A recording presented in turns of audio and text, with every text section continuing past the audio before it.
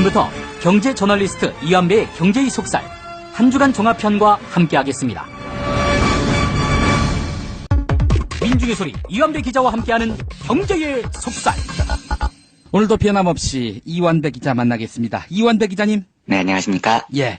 자, 오늘 어떤 이야기 준비하셨습니까? 예, 특검 이야기 안 하고 넘어갈 수는 없을 것 같습니다. 글쎄 말입니다. 예, 일요일 어제는 제 개인적으로 굉장히 초조한 하루였어요. 그러니까 오전까지만 해도 당연히 그 구속영장 이재용 청구 여부가 발표될 줄 알았고요.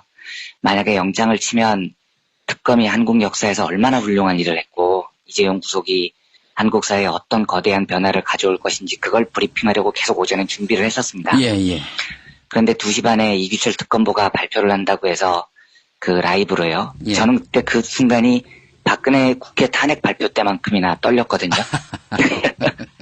그런데 허탈하게도 결정을 하루 더 미뤄버렸습니다. 예. 그리고 데드라인이 이제 오늘 오후 2시 반인 거죠. 특검 브리핑 전까지는 결론을 내겠다 이렇게 발표를 했습니다.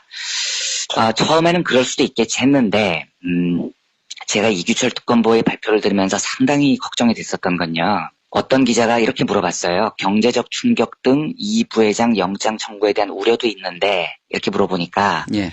특검보가 어떻게 대답을 하냐면 말씀하신 사정을 포함해 모든 사정을 고려해 법과 원칙에 따라 처리하겠다 이렇게 대답을 했습니다. 정말 이거 보면서 이완배 기자의 그 능력은 정말 돗자리를 펴야 할 수준이다.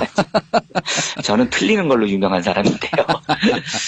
근데 이게 지금 왜 애매하냐면 그 이재용을 구속하면 경제적 충격이 온다는 게요.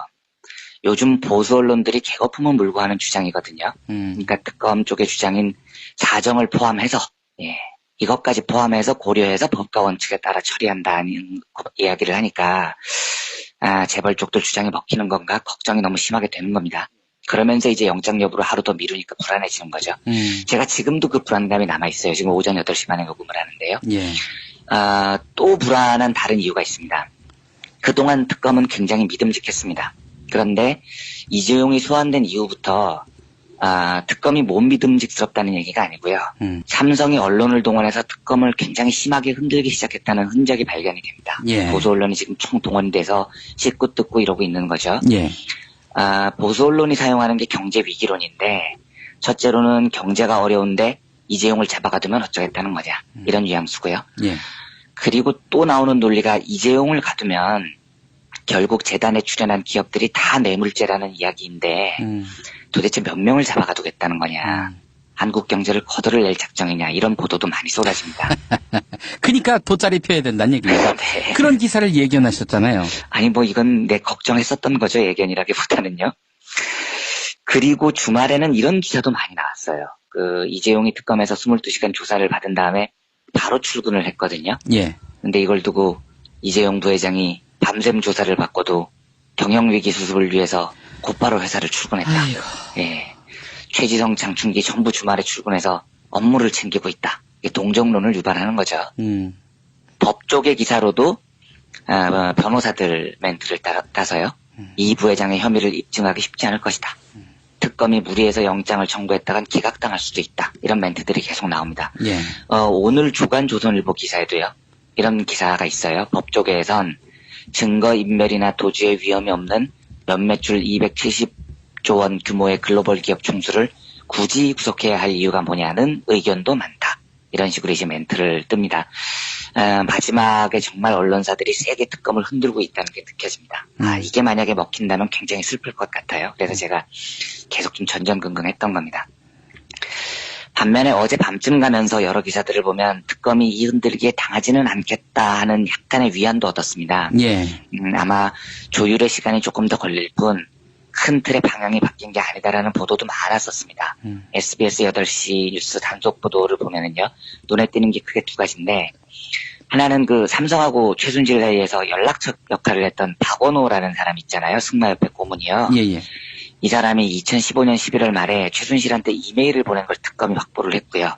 SBS가 이걸 보도를 했습니다. 예. 보도를 보면 2015년에 어떤 언론이 정유라가 삼성이 지원한 말을 타고 경기에 나갔다 요 사실을 취재를 했대요. 근데 그게 떳떳한 거면 뭐 아무 액션을 취할 필요가 없는데 이 박원호가 최순실한테 이메일을 보내서 지금 삼성이 굉장히 걱정한다 취재가 들어와서 그러니까 정유라한테 지원한 말을 반품하거나 다시 팔고 다른 말로 지원하겠다. 이런 제안을 했다는 거예요. 예. 그러면서 삼성이 이런 소문은 나가자마자 싹을 잘라야 된다. 이렇게 전해왔다는 내용이 이메일에 나옵니다.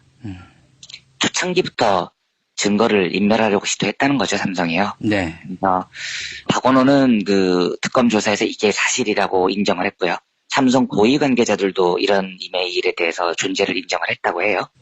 또 한 가지는 이재용이 특검에 와서 이렇게 진술을 했다는 겁니다. 2016년 2월에 박근혜하고 이재용이 세 번째로 독대를 하는데 박근혜가 이재용한테 문서를 건넸다는 거죠. 그 문서가 최순실 조카 장시호가 만든 동계 스포츠 영재센터 지원 계획안인데 10억 원이 넘는 돈을 지원해야 된다는 아주 구체적인 액수가 적혀 있었다는 겁니다. 이걸 박근혜가 이재용한테 줬는데 이재용은 이걸 가지고 가가지고 그냥 자기 실무자한테 자기는 보지도 않고 전해줬다. 이렇게 검찰에 진술을 했다는 겁니다. 예. 재벌 총수가 대통령하고 독대를 했는데 대통령이 서류를 줬는데 읽어보지도 않고 실무자한테 전달했다. 이게 너무 설득력이 없죠. 그리고 읽어보지도 않았는데 실무자는 어떻게 찾아서 줬겠어요. 무슨 소리인지 알고요. 진술이 이렇게 말이 앞뒤가 안 맞으니까 특검이 영장 청구 쪽으로 가닥을 잡았다는 겁니다. 그 특검은 이재용 부회장이 임원들에게 책임을 떠넘기려고 한다. 증거를 인멸하려고 한다라고 판단을 해서 오늘 구속영장을 청구할 것이다. 이런 보도들이 나옵니다. 아마 이런 보도들도 특검이 SBS에 흘렸다고 봐야 되겠죠. 그렇다면 이걸 흘렸다고 보면 특검이 영장을 청구할 의지가 분명하다는 생각도 듭니다. 예. 그래서 이제 이런 보도들을 보면서 제가 마음이 조금 놓여지기도 했습니다. 아무튼 굉장히 중요한 날입니다. 뭐 오늘은 결과가 나올 거고요. 부디 특검이 한국 역사에서 길이 남을 새 시평을 열어줬으면 좋겠습니다. 만약에 구속영장을 청구한다면 그리고 법원이 그걸 받아들인다면 그게 우리 사회에서 어떤 의미를 가지고 있고요. 어떤 변화를 가져올지에 대해서 제가 굉장히 기쁜 마음으로 내일 상세히 말씀을 드리겠습니다. 예. 근데 만약 기각이 된다면 너무 우울해서요. 제가 방송을 시작한 이후에 처음으로 김영민 PD님께 휴가를 하루 달라고 하고 잠적을 할지도 모르겠습니다. 안 세상에. 되겠죠? 개편 이틀째인데요. 네. 아무튼 참 기대 반 걱정 반 떨리는 마음으로 결과를 지켜보겠습니다. 예. 만약에 구속 영장이 청구돼서 집행되면요. 그러면 이제 방송을 열심히 하겠습니다. 알겠습니다. 네. 자, 다음 이야기 해보겠습니다. 월요일을 맞아서 월요 경제학 시간입니다. 오늘은 함정 게임 이론, 이 이론을 이야기하신다고요? 네네. 요즘 제가 자주 하고 있는 행동경제학 게임 이론 중에 하나 더 골라봤습니다. 함정 게임 이론이라는 모델인데요. 예. 이건 예일대 경제학과 교수였던 마틴 슈빅이라는 사람이 고안한 이론입니다. 예. 근데 경매 게임이에요. 근데 어떻게 하는 거냐면 설명을 좀 드리면은요. 완배하고 용민이하고 김프로하고 정동지하고 뭐 이렇게 모여 있어요. 예, 그러면 경매를 하는 겁니다. 예. 근데 경매로 팔리는 물건이 현금 2만 원이에요. 그래갖고 2만 원을 따내기 위해서 경매를 실시한 거죠. 근데 이 게임에서는 다른 경매하고 다른 굉장히 독특한 룰이 하나 있습니다. 제일 높은 금액을 제시한 사람이 2만 원을 가져가는 건 다른 경매랑 같습니다. 그런데 2등으로 아깝게 탈락한 사람, 요 사람은 써낸 돈을 주최 측에 갖다 바쳐야 됩니다. 그러니까 2등이면 홀라당 돈을 날리는 거예요. 요 독특한 규칙 하나만 다르고 나머지는 일반적 경매하고 룰이 같습니다. 이렇게 경매를 시작을 하면은요, 이제 처음에 완배가 1,000원 이렇게 부르면 용민이는 나는 2,000원, 김프로는 3,000원, 정동진은 4,000원 이렇게 가격이 계속 올라갑니다. 왜냐하면 요 상태에서는 이기기만 하면 4,000원을 내고 2만 원 현금을 받아가는 거니까요. 굉장히 큰 이익인 거죠. 그래서 이게 돈이 자꾸 커집니다. 완배가 18,000원 부르는 지경까지 옵니다. 요때도 완배는 경매에서 승리를 하면 이득입니다. 18,000원을 내고 2만 원을 따는 거니까요. 그러니까 이제 다음에 용민이가 그럼 나는 19,000원 하고 올렸습니다. 이것도 당연히 이익이죠. 19,000원을 내고 2만 원을 받으니까요. 그런데 이제 요 순간에서 김프로하고 정동진은 입장이 바뀝니다. 경매에 더 참가할 이유가 없어져요. 왜냐하면 19,000원 다음에 2만 원인데 2만 원 불러봐야 2만 원 내고 2만 원 가져오는 거잖아요. 이 짓을 왜 하겠습니까? 그러니까 김프로하고 정동진은 에이씨 안 해 하고 경매에서 포기를 합니다. 근데 문제는 완배예요. 완배는 이미 18,000원까지 부른 상태거든요. 그리고 용민이가 19,000원을 불렀습니다. 이 상태에서 완배가 포기를 하면 게임 룰에 의해서요. 완배가 2등 탈락자가 됩니다. 그리고 2등 탈락자는 18,000원을 주최 측에 내야 됩니다. 이게 이 게임의 룰이에요. 예. 그 완배는 이럴 순 없잖아요. 18,000원을 생으로 날릴 순 없으니까 이 손해를 안 보려면 이 경매에서 이겨야 됩니다. 그래서 과감하게 2만원 하고 부릅니다. 그러니까 2만원을 얻기 위해서 2만원을 부른 건데 이겨봐야 땡전 한 푼 안 생기지만 그래도 2등으로 패하면 손해가 너무 막심하니까 이겨야 되는 겁니다. 예. 이제 용민이가 고민이죠. 여기서 포기하면 용민이가 2등 탈락자가 됩니다. 19,000원을 날려요. 예. 이건 안 되잖아요. 그러니까 이걸 피하기 위해서는 이겨야 됩니다. 그래서 결국 용민이는 21,000원 하고 부르는 겁니다. 21,000원을 불러서 이겨도 2만원을 받으니까 1,000원이 손해입니다. 하지만 이렇게 하는 게 2등 탈락자가 돼서 19,000원 날리는 것보다는 낫습니다. 예. 그러니까 올려요. 예. 이번에는 완배가 똑같이 22,000원을 안 날리기 위해서 22,000원 하고 부릅니다. 용민이도 이겨야 되니까 23,000원 부릅니다. 여기서부터는 바보 게임이 되는 거죠. 누가 경매에서 이겨도 손해입니다. 하지만 지면 더 큰 손해를 보기 때문에 이기기 위해서 계속 배팅 금액을 높이는 거예요. 그래서 이 모델을 함정 게임이라고 합니다. 다른 경매하고 다른 건 딱 하나. 2등 패배자의 돈을 빼앗는다는 룰을 넣은 것뿐인데 이 모델에 걸리면 경쟁자들은 영원히 손해를 보면서 바보짓을 할 수밖에 없다는 겁니다. 예. 실제로 이 맥스 베이저먼이라는 심리학자가 요거 재밌다 이래서 자기 학교 경영대학원 학생들을 대상으로 매년 요 실험을 해봤대요.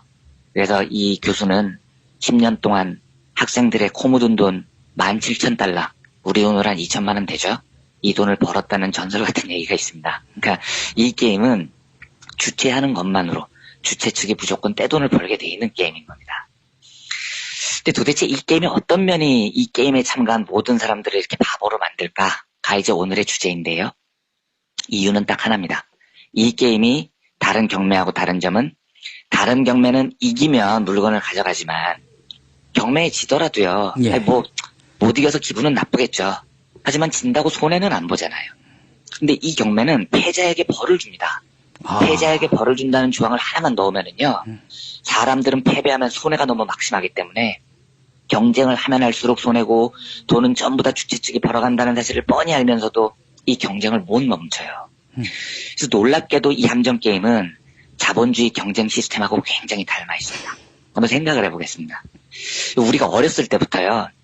악랄한 경쟁에 몰리는데 예를 들어서 누군가가 성적을 올리기 위해서 수학 과외를 합니다. 그러면 나는 우리 애들은 영어 과외도 시켜야 돼. 그러면 저쪽 집 부모는 그래? 그러면 우리는 수학에 영어에 과학 얹어. 그럼 이쪽에서는 안 되겠어. 이겨야 돼. 수학, 영어, 과학에 얹어서 사회도 얹어. 이렇게 얹다 보니까 요즘은 줄넘기 과외까지 나오는 판이거든요. 근데 이 바보 같은 짓을 왜 하냐면요. 경쟁에서 이긴 사람, 예를 들어서 그렇게 과외를 많이 해서 서울대를 가면 이제 경쟁의 승자가 되는 겁니다. 서울대를 가게 되면 승자에게 상을 주는 것, 서울대를 가는 것까지만 하면은 이렇게까지 경쟁이 과격해지지 않아요. 저 짓을 왜 해? 서울대 안 가고 말지. 경쟁에서 지고 말지. 하고 중간에서 포기를 하는 사람들이 나옵니다. 그런데 문제는 뭐냐면 한국 사회는 승자에게 서울대라는 상을 주는 것뿐만이 아니고 패자에게 벌을 줍니다. 그러니까 경쟁에서 패하면 못 이겨서 서운하지만 그렇다고 손해보는 거 없어. 예. 인류대를 못 가도 그냥 잘 먹고 살 수 있어. 이렇게 시스템을 만들어 놓으면 경쟁에서 목숨 걸지 않습니다. 근데 우리는 어떻습니까? 경쟁에서 지면 모든 걸 잃게 만드는 겁니다. 좋은 대학 못 가잖아요. 일자리 자체가 없어요. 사회에서 낙오자가 되도록 합니다. 생명의 위협을 느끼게 해요. 이러니까 경쟁에서 지면 죽는데 어떻게 그 경쟁에 올인을 안 하겠습니까? 어떻게 해서라도 이기려고 난리를 치는 거죠. 이걸 북유럽 국가들하고 비교해보면 간단합니다. 거기에도 경쟁이 있습니다. 사회주의 국가가 아니에요. 공부 잘하는 애들은 의사가 되거나 변호사가 돼서 좀 더 잘 삽니다. 하지만 그 나라 사람들은 우리처럼 그거에 목숨을 안 걸잖아요. 왜냐하면 여유 있고 욕심 있고 하는 애들은 공부 좀 더 많이 해서 더 잘 살겠지. 하지만 나는 그 경쟁하고 싶지 않아. 이렇게 경쟁해서 포기를 해도요. 벌을 받지 않아요. 좋은 대학을 못 가도 다 인간답게 삽니다. 이러면 경쟁의 강도가 그렇게 비인간적으로 높아지지 않습니다. 착취도 당하지 않고요. 우리나라하고 많이 다르죠. 예. 이 더 큰 문제가 뭐냐면 저렇게 함정 게임을 해서 경쟁에서 이겼어요. 승자가 됐습니다. 근데 이 사람은 이익을 얻느냐? 그것도 아닙니다. 아까 보셨듯이 함정 게임에서는 승자도 손해를 보는 거거든요. 하지만 패자보다 손해를 덜 보기 때문에 저 바보짓을 하는 거예요. 그럼 예를 들면 어떤 부모들이 야 애들 뼈 빠지게 돈 벌어가지고 애들 체육과외까지 시켜서 학원까지 매일 운전해주고요. 난리도 아니잖아요. 그래서 경쟁에서 이겨서 자녀를 드디어 인류대에 보냈다고 생각을 해보십시오. 기뻐하는 거죠. 와 이겼다. 우리 애가 경쟁에서 이겼다. 막 행복해요. 돌아보면 뭐가 남습니까? 벌었던 평생 재산은 애들 교육비로 다 날아갔죠. 40대 가장들은 과외비 된다고 자녀 애들 영어 시킨다고 엄마하고 애들을 외국을 보냅니다. 기러기로 외롭게 삽니다. 노후 대비는 하나도 안 돼 있죠. 자기 인생이라는 건 완전히 사라지죠. 인생은 오로지 애들 교육이 돼버립니다. 조기 유학비 된다고 과외비 된다고 야근 자청하고 심지어 밤에는 대리운전 기사로 직업 두탕 뛰는 투잡족들도 있습니다. 그렇게 해서 이겼어요. 이기면 뭐 하냐고요. 인생을 송두리째 날리는데. 그러니까 이게 이 함정 게임에 말려들면요. 패자도 벌을 받고 승자도 손해를 봅니다. 이겨도 이긴 게 아닌 거죠. 그러면 누가 승자냐? 이 게임에서 행복해하는 쪽은 딱 한 곳입니다. 게임을 주최한 곳. 예, 자본입니다. 패자에게 벌을 내리는 시스템을 만든 곳이에요. 이렇게 하면 직장인들은 돈 더 벌려고 학착같이 야근하죠. 예, 착취당하죠. 찍소리 못하죠. 과외한다고 사교육시장 키워줘서 사교육시장에서 돈 벌게 해주죠. 자본은 진짜 땡큐인 겁니다. 이런 사회가요. 패자에게 벌을 주는 시스템이 이래서 무서운 겁니다. 그래서 우리는 더더욱 루저들, 패자들을 보호해야 됩니다. 아니, 경쟁에서 이기면 상을 줘도 돼요. 그런데 경쟁에서 패했다고 벌을 줘서는 안 됩니다. 우리는 벌 받으려고 태어난 게 아니라니까요. 그래서 이 게임을 고안한 슈빅 교수는 이렇게 말합니다. 함정 게임의 진정한 승자는 이 게임에 참가하지 않는 사람이다. 그러니까 참가하는 순간 끝이라는 거예요. 이 판에 아예 발을 들이지 말아야 됩니다. 우리가요, 패자를 보호하는 사회를 만들어야 될 분명한 이유가 바로 이겁니다. 경쟁에서 져도 죽여서는 안 돼요. 이런 세판을 만들어야 됩니다. 경쟁에서 지더라도 인간답게 살 수 있는 사회. 이게 마련이 돼야 이 지긋지긋한 함정 게임이 끝이 납니다. 예. 저한테는 굉장히 재미있는 이론이었고요. 한국 사회에 던지는 화두도 큰 이론이어서 오늘 마틴 슈빅 교수가 고안한 함정 게임을 소개해드렸습니다. 예. 제 동생이라서 이런 얘기를 하는 면도 있습니다. 뭐 다 이해를 하고 또 알아서 속아서 들으시기 네네네. 바라겠습니다. 김용범 PD님 말씀하시는 거죠? 슈퍼스타 K를 이제 만들었는데 1, 2, 3를 이제 만들었을 때 그때 사실은 뭐 최정점이라고 해도 과언이 아닌데 저는 이 경쟁 아닙니까 기본적으로. 그렇죠. 경쟁이고 그래서 사실은 이 젊은 청춘들 특히 가수 지망생들의 어떤 미래, 희망, 비전을 저당 잡아서 이 거대 자본이 쇼에 경쟁의 무대로 올렸다. 뭐 일종의 착취로 보는 분들도 있습니다만은 네.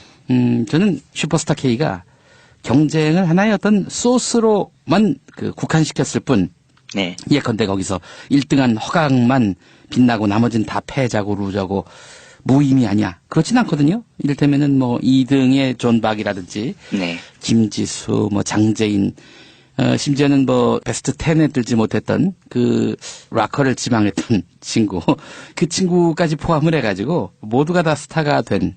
그러니까 경쟁이 어떤 뭐 하나의 어떤 재미를 위한 장치에 국한될 뿐이지.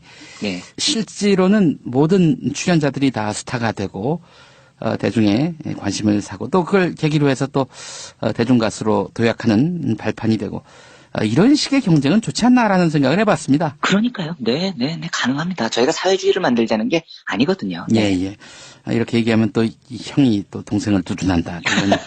할 수 없습니다. 뭐 제 네. 생각이 그런데 어떡하겠습니까? 네, 저도 동의합니다. 문제는 뭐냐면 예. 졌다고 죽여버리면은요. 예. 졌다고 벌을 줘버리면 이기는데 목숨을 걸어야 되기 때문에 조금 전 같은 일이 생긴다는 거죠. 검투사 그래서- 같은 경우가 바로 그렇지 않습니까? 그렇죠. 네. 칼 들고 둘이 나타나서 그냥 상대 죽일 때까지 칼을 휘두르는 참 끔찍하기 이를 데 없는 이런 그림들. 잔인무도한 사회가 돼버리죠. 예.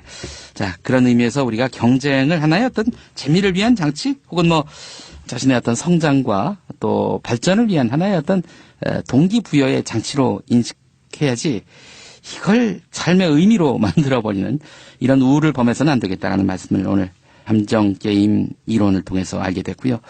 그런 의미에서 김어준의 뉴스 공장. 예. 건전한 경쟁입니다. 네. 1위 독식은 문제가 있다라는 말씀을 거듭 강조하면서. 오늘 개편 이후부터 정말 관전 포인트가 하나 더 생겼는데, 예. 물론 저는 당연히 김용민 브리핑을 응원합니다. 예. 저 김호준 선생 뉴스 공장 좋아하셔도 되는데, 라디오로만 들으면 됩니다. 아니, 전 라디오로도 안 들어봤습니다. 아주 바람직한 자세입니다. 네. 예. 자, 이완배 기자님, 고생하셨고요. 이재용. 지난 화요일 방송 함께 하시겠습니다. 민중의 소리 이완배 기자와 함께하는 경제의 속살. 이완배 기자 만나겠습니다. 이완배 기자님. 네, 안녕하십니까. 예. 많은 분들이 이완배 기자님 브리핑 오늘 못 듣나 너무 염려 많이 했습니다. 진짜 휴가 내려고 했었는데요. 아니, 근데 진짜 따지고 보면은 이런 심정 같아요. 2012년 12월 20일 아침에 네. 저보고 브리핑하라면 못할 것 같아요. 그렇죠. 그건 뭐 진짜 불가능한 거죠. 네. 뭐 그래도 김용민 PD님께서는 그날 하셨을 것 같은데. 안 했습니다. 저는 그날. 영장 오늘 안 떠오셨으면 못했을 것 같습니다. 예, 어쨌든 뭐 이재용 삼성 부회장에 대한 구속영장이 청구됐습니다.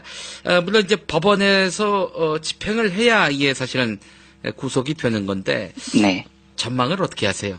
일단 이렇게 생각이 됩니다. 제가 전망까지 할 능력은 없지만 저희가 처음에 탄핵을 이제 국회에서 가결을 추진할 때요. 예, 초창기에는 탄핵을 뭐하러 하냐 그냥 바로 하야시키자 이런 마음이 많았다가 예. 결국은 국회 탄핵 절차에 들어가면 시간도 늘어지고 하고 걱정이 많았는데 나중에는 이제 그 방법이 가장 좋은 방법이라고 생각을 하고 국민들도 그 주장을 했었죠. 그러니까 지금 국회에서는 탄핵이 가결됐고 헌법재판소의 탄핵 인용 여부가 지금 남아있는 거고요. 예. 특검도 마찬가지입니다. 특검도 지금은 구속영장을 청구를 한 게 탄핵이 가결된 것과 비슷하죠. 그리고 법원이 실질영장 심사를 하면서 탄핵을 인용할 것인지 기각할 것인지처럼 이재용의 구속을 할 것인지 안 할 것인지를 아마 결정을 할 텐데 저는 이것도 요 며칠 사이에 여론이 굉장히 중요할 거라고 생각을 해요. 지금 생각에서는 영장 이제 기자들 표현으로는 떨어진다고 하는데 예. 저는 구속이 될 것 같습니다. 그쪽에 이정의 예측이 많이 가 있는데 아마 요 며칠 사이에는 굉장히 많은 여론전이 벌어질 거고요. 예. 이때 더더욱 조금 더 국민들께서 마음을 모아주셔야 아마 기대했던 결과가 나오지 않을까 그렇게 생각합니다. 영장을 집행할지 말지 법원 판단이 언제쯤 내려집니까? 이게 18일 오전 10시 반 이때 그 영장실질심사가 서울중앙지법 담당하시는 분이 영장정담 판사 조희연 판사 심리로 열릴 예정이라고 되어 있습니다. 내일이군요. 내일입니다. 예.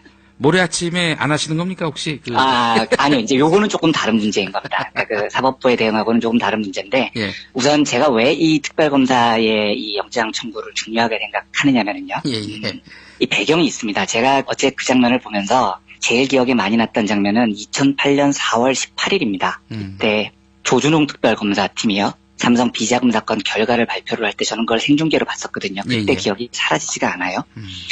그러니까 이 삼성 비자금 사건이라는 진짜 희대의 사건을 맡아놓고 예.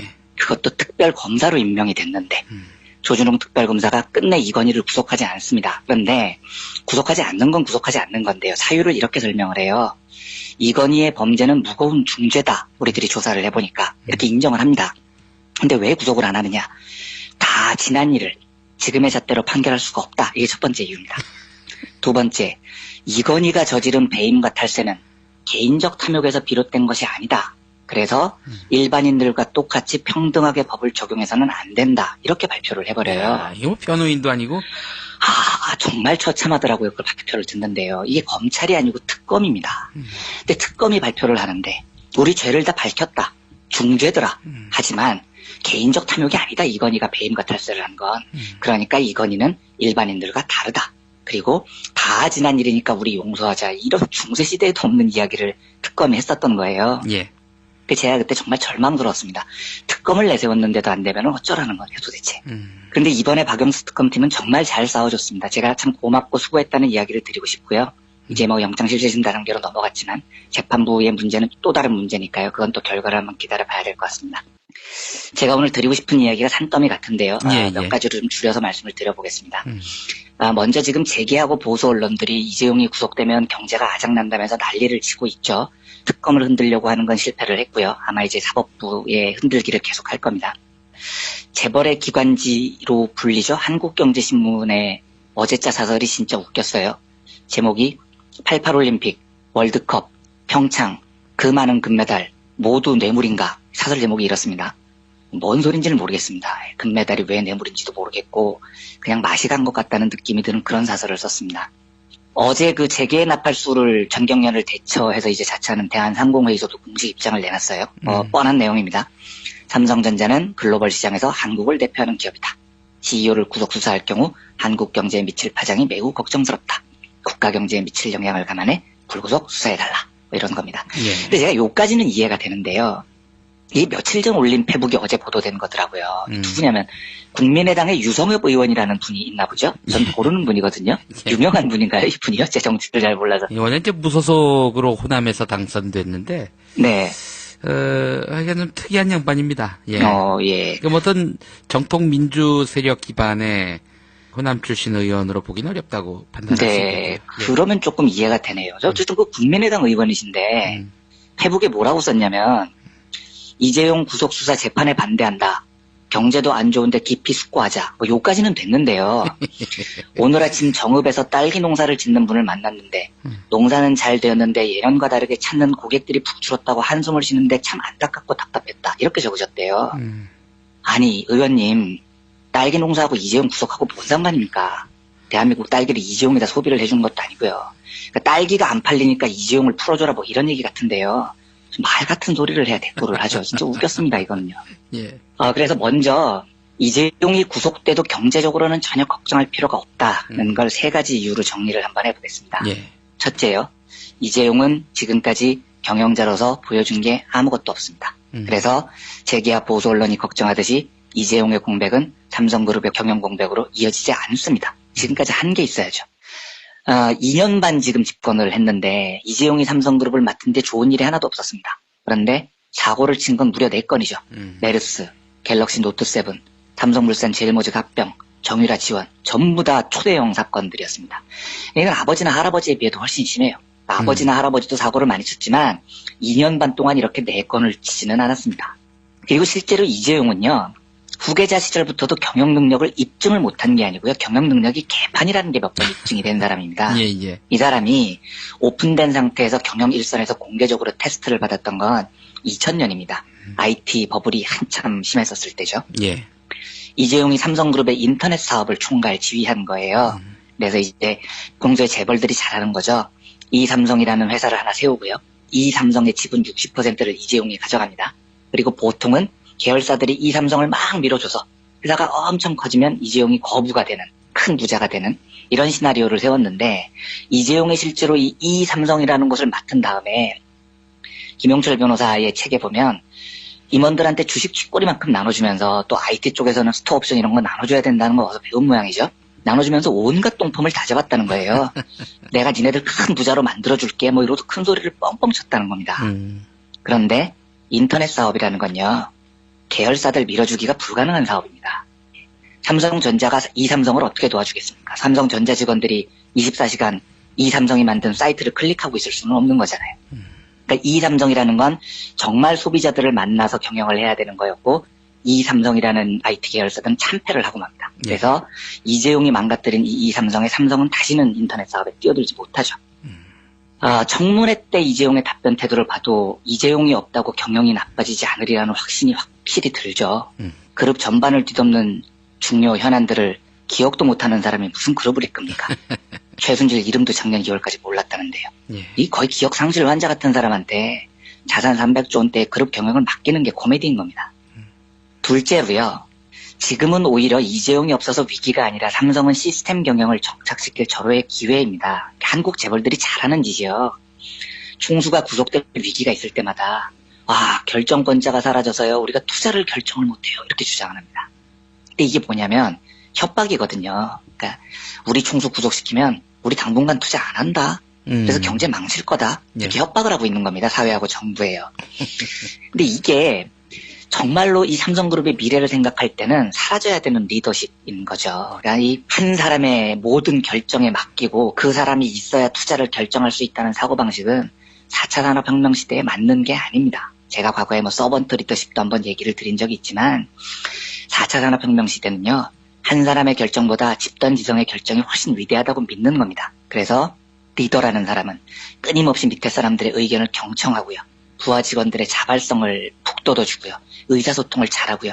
이런 걸 잘하는 사람이 새 시대의 리더인 거예요. 그런데 지금 이재용의 리더십은 이재용이 있어야 투자를 결정한다는 거 아닙니까? 겁니다. 이미 그 시스템 자체가 엉망진창이라는 겁니다. 이사회하고 주주총회는 폼으로 개최하는 게 아니죠. 예, 이재용이 없으면 이사회와 주주총회를 통해서 빨리 새 CEO를 뽑아야 되는 겁니다. 예를 들어서 전 세계 사람들한테 한번 물어보십시오. 이재용하고 스티브 잡스 중에 누가 더 훌륭한 경영자냐고요. 100이면 다 100 다 스티브 잡스를 꼽을 겁니다. 그런데 잡스가 죽었을 때 애플이 망할 것 같은 분위기에서도 애플은 바로 이사회 주주총회 시스템을 굴리는 겁니다. 그래서 팀 쿡이라는 훌륭한 새 경영인을 내세워서 위기를 기회로 바꾸죠. 그러니까 이재용이 없으면 결정을 못한다는 건 삼성 같은 글로벌 기업이 할 말이 아니에요. 이재용이 없으니까 빨리 다음 대체제를 찾겠습니다. 국민 여러분, 주주 여러분 안심하십시오. 이렇게 얘기를 해야 정상인 겁니다. 근데 지금 그렇게 못하고 있잖아요. 그러니까 이재용은 되도록 오래 구속됐으면 좋겠고 이참에 삼성은 경영 능력이 검증된 전문 경영인을 시스템으로 뽑는 그 자리를 만들어야 됩니다. 그렇지 않으면 삼성은 4차 산업혁명 시대에 살아남지 못할 겁니다. 오히려 좋은 기회가 되는 거죠. 예, 아이고 4차 혁명하니까 또 어떤 분 생각난다고 말이죠. 예. 아, 그 책 읽으셨다는 분이요? 그 책을 정말 읽었을까요? 제가 생각하기에요. 예. 이 참모진들이 국민들에게 조금 더 우리 대통령이 미래지향적이라는 걸 보여주기 위해서 고르고 고른 책이 그 책이었을 것 같아요. 예. 이런 난중에도 나라 걱정하시는 우리 각하의 모습을. 제가 보기에 박근혜 대통령은 지금 오고 있는 게 4차인지 3차인지 차수도 헷갈리실 분 같은데요. 3차 산업, 4차 산업하고 헷갈리는 거 아닙니까? 그럴 수도 있어요. 그럴 수도 있어요. 그리고 세 번째 이유는요. 제가 이것도 한번 말씀을 드린 적이 있지만 단죄는요. 사회적 신뢰를 높이는 굉장히 중요한 토양이 됩니다. 제가 과거에 홀드업 문제도 한번 말씀을 드렸듯이요. 그래서 행동경제학에서는 신뢰와 보복을 굉장히 중요한 동전의 양면으로 보고요. 누군가가 신뢰를 깼을 때는 반드시 보복당한다는 이 확신이 사회적으로 있어야 경제 주체들이 신뢰를 가집니다. 그래서 보복은 반드시 신뢰를 깬 사람에게 필요한 시스템과 절차인 겁니다. 이재용이 지금 보유한 재산이 8조 원입니다. 그런데 이게 정상적으로 8조 원을 만들었다면요. 최소한 4조에서 5조 원은 세금으로 나라 국고에 귀속이 됐어야 되는 부분입니다. 근데 그걸 단죄를 못했죠, 우리가요. 국민 재산 4조 원이 날아가 버린 겁니다. 단죄를 못하니까 어떤 일이 벌어지냐면 정의선도 그 짓을 따라합니다. 최태원도 그 짓을 따라합니다. 수십조, 수백조로 부풀러 오릅니다. 그래서 국고에 있어야 되는 돈들이 바로 재벌들 손에서 놀고 있는 겁니다. 이재용을 단죄하는 건요. 한국 경제의 큰 호재입니다. 악재가 아닙니다. 죄를 지으면 벌을 받는다는 거. 이 기초적 신뢰가 저는 한국 사회의 신뢰도를 굉장히 크게 높일 거라고 믿어요. 제가 한번 소개를 해드린 적이 있지만 프란시스 후쿠야마가 이렇게 말했죠. 선진국과 후진국의 차이는 바로 신뢰의 차이다. 예. 신뢰 기반이 없는 나라는 사회적 비용이 급격하게 커져서 선진국 문턱에서 좌절할 것이다. 이 다 우리나라 얘기거든요. 이 이제 세 가지 이유가 재계나 보수 언론들이 무슨 이재용이 구속되면 경제가 망가진다는 것에 대한 제 대답입니다. 그리고 한 가지만 덧붙이고 싶은 게 있습니다. 제가 이번 이재용 구속을 정말 높게 평가하는 이유는요. 제가 아까 2008년 조준웅 특별검사 이야기를 했지만요. 한국 사회가 70년 넘게 삼성의 영향력에서 벗어나 있었다고 믿었던 특별검사까지 동원을 해도 안 되는 이 상황이라는 게 한국 사회가 70년 넘게 삼성화됐다고 할까요? 아니면 삼성에 주눅이 들었다고나 할까요? 그러니까 삼성에 굴복하는 게 당연하고 삼성은 뭘 해도 인정이 되고 삼성은 무슨 짓을 해도 벌받지 않는 이 상식적인 사회를 깰 수 있는 계기를 찾았다는 게 저는 너무 기쁜 겁니다. 우리가 왜 삼성화가 됐는지, 사회 전체가 왜 삼성에 주눅이 들었는지를 생각을 해보면 이런 겁니다. 100이라는 사람이 있을 때요. 삼성으로부터 직접적 착취를 당하는 사람은 한 5 정도 될 겁니다. 뭐 노동자들, 하청업체 노동자들, 또 우리 반올림 가족들, 뭐 이런 사람들이 있겠죠. 100명 중에 한 5명 정도가 될 겁니다. 그러면 반대로 삼성으로부터 직접적으로 뇌물을 받거나 이익을 얻는 사람들도 한 100명 중에 5쯤 될 거예요. 뭐 떡값 받은 검사들, 국회의원들, 기득권층들, 언론사, 기자들 뭐 이런 사람들이겠죠. 그러니까 삼성이 아무리 돈을 많이 뿌려도 5천만 국민 모두한테 뿌릴 수는 없는 거니까요. 그러면 지금까지 직접적 이익을 얻는 쪽은 오고 직접적 피해를 받는 쪽도 온데 왜 이렇게 붙으면 나머지 90, 그러니까 일반 국민들, 삼성으로부터 얻는 것도 없고 잃는 것도 없는 이 사람들은 어떤 행동을 보였느냐는 겁니다. 70년 동안 제가 보기에는 그냥 무관심했고 중립을 지켰어요. 그러니까 그 사람들은 나는 뭐 얻은 것도 없고 잃은 것도 없기 때문에 뭐 어떻게 뭐 니들끼리 알아서 해봐. 나는 그냥 중립을 지킬게. 객관적이라는 이유로 이런 식으로 자세를 취하는 겁니다. 그러니까 조준웅 특별검사가 실패를 했던 이유가 이겁니다. 특검이랍시고 사람을 뽑아놨는데 어떤 사람을 뽑았냐면 그 90 중에 한 명을 뽑은 거예요. 중간자인 사람들이요. 그런데 우리나라의 90이라는 이 중간자들의 생각은 삼성에 대해서 어떻게 생각을 했냐면 뭐 내가 직접 피해를 입은 것도 아니고 이득을 본 것도 아니니까 그냥 뭐 객관적으로 지켜보자 이런 자세를 쭉 갖고 있었던 겁니다. 예. 이게 왜 위험하냐면요. 제가 여러 번 말씀드렸지만 사회에는 당파성이라는 게 있습니다. 예. 삼성하고 반올림이 싸우는데 중립이라는 건 있을 수가 없는 거예요. 마이크 타이슨하고 이완배하고 복싱 시합을 하는데요. 중립을 지키고 지켜보는 게 말이 안 되는 겁니다. 그건 타이슨 보고 이완배 패 죽여라 이런 얘기인 거죠. 이완배 보고는 맞아 죽으란 이야기인 거고요. 예. 그런데 70년 가까이 한국 사회는 어떤 이유에서인지는 모르겠지만 연대도 잘 안 되고 삼성을 이런 식으로 용인해 왔습니다. 그런데 제가 이번에 진짜 특별히 감동적인 이유는 뭐냐면 특검이 왜 저렇게 수사를 잘 할 수 있었느냐. 물론 특검의 검사분들이 훌륭해서이기도 하지만요. 다른 이유를 들자면 90의 민중들이 삼성이 무엇을 잘못했고 이재용이 공범이고 이재용을 구속하라고 한 마음을 모아준 겁니다. 그러니까 중립에 서 있는 것이 아니라 사회적 약자 편을 들어주기 시작했다는 거예요. 그러면 이제 특검도 보면 알겠죠. 아, 내가 누구의 말을 더 귀담아 듣는 것이 나에게 더 이익이 되고 이번 수사를 잘 마무리를 할 수 있을까. 이걸 봤을 때 국민들의 여론을 훨씬 더 중시했을 거라는 믿음이 드는 겁니다. 그래서 저는 결국 특검의 이번 수사는 2008년과 달랐었던 건 2008년 4월은 안타깝게도 90%의 민중들이 이재용을 구속하라고 외치지 못했고 하지만 2017년 1월은 민중들의 90%가 이재용을 구속하라고 외쳐줬던 그 차이라고 저는 믿습니다. 저는 내일 이재용이 진짜로 구속이 되면 박근혜 탄핵 확정되는 것만큼 기쁠 것 같습니다. 예. 특히 박근혜 탄핵도 이재용 구속도 이 두 가지를 우리 시민들이 스스로 해냈기 때문에 더 기쁠 것 같습니다. 예. 그리고 이런 거를 시민들이 한번 해보면은요. 이런 승리의 경험은 절대 안 사라집니다. 국민들의 자긍심을 엄청나게 높게 만들어요. 그래서 이런 경험이 있으면 프랑스 시민혁명 했던 사람들처럼 역사가 다시 반동이 와도 다시 싸울 수 있는 힘이 생깁니다. 이거 우리 손으로 이겨나갈 수 있어. 이런 확신이 생긴다는 거죠. 참 기쁜 날이었고 소중한 경험이었습니다. 아무튼 역사적 사건의 첫걸음인데요. 제가 많은 분들하고 좀 축하를 나누고 기쁨을 나누고 싶어서요. 오늘은 삼성 이야기 하나만 가지고 좀 길게 말씀을 드렸습니다. 예. 듣다 보면 참 우리가 축하하고 기념할 일이 많구나 하는 생각도 그렇죠? 네, 들었습니다. 맞습니다. 예. 네. 일개 재벌총수의 구속에 한정될 수 없는 의미. 이것이 바로 이재용 구속이다. 내일 아침이 상당히 궁금해지는데요. 네, 오늘 하루 동안 시민들께서 또 많은 목소리를 여러 곳에서 내주셔야 됩니다. 분명히 그 영장 전담 판사도 신경을 많이 쓰고 있을 테니까요. 예. 우리 이완배 기자님 활짝 웃는 모습. 네. 네. 기대해 보겠습니다. 네. 모레 아침이면은 한번 성대모사 한번 하시죠. 성대모사. 그거까지는 못하겠고요. 이건희 성대모사 정도가 가능해요. 쉬워요. 우리 아들이 감옥에 가서 다른 이벤트를 하나 생각을 해보겠습니다. 내가 한 1년은 더 살아야겠어. 사실 김용민 PD님 그 성대모사는 너무너무 제가 훌륭하다고 생각을 했는데 그 이완영 때문에 너무 망치시지 않으셨어요? 이완영은 좀 다르죠. 예, 알겠습니다. 이완배 기자님 오늘 수고하셨고 내일 아침 함께 고대해보겠습니다. 네, 감사합니다. 자기야, 매트리스 고르기 너무 힘들어. 대한민국 최초 매트리스 멀티샵 매트리스엠 몰라? 전 세계 최고 브랜드 정품만 취급해. 매트리스 살 때는 꼭 매트리스 M으로 오세요. 살이 꽉 찬 데다가 맛까지 끝내줘. 일본 바이어들이 환장하며 찾는다는 최고급 러시아 냉동 베개. 네이버 카페 베개 직거래 장터에 들어오셔서 선택하세요. 1644-9047. 지난 수요일 방송 함께 하시겠습니다. 민중의 소리 이완배 기자와 함께하는 경제의 속살. 이완배 기자와 만나겠습니다. 이완배 기자님. 네, 안녕하십니까? 예. 자, 지금 삼성뿐만 아니라 SK도 발등에 불이 떨어지는 상태지요? 네, 그렇습니다.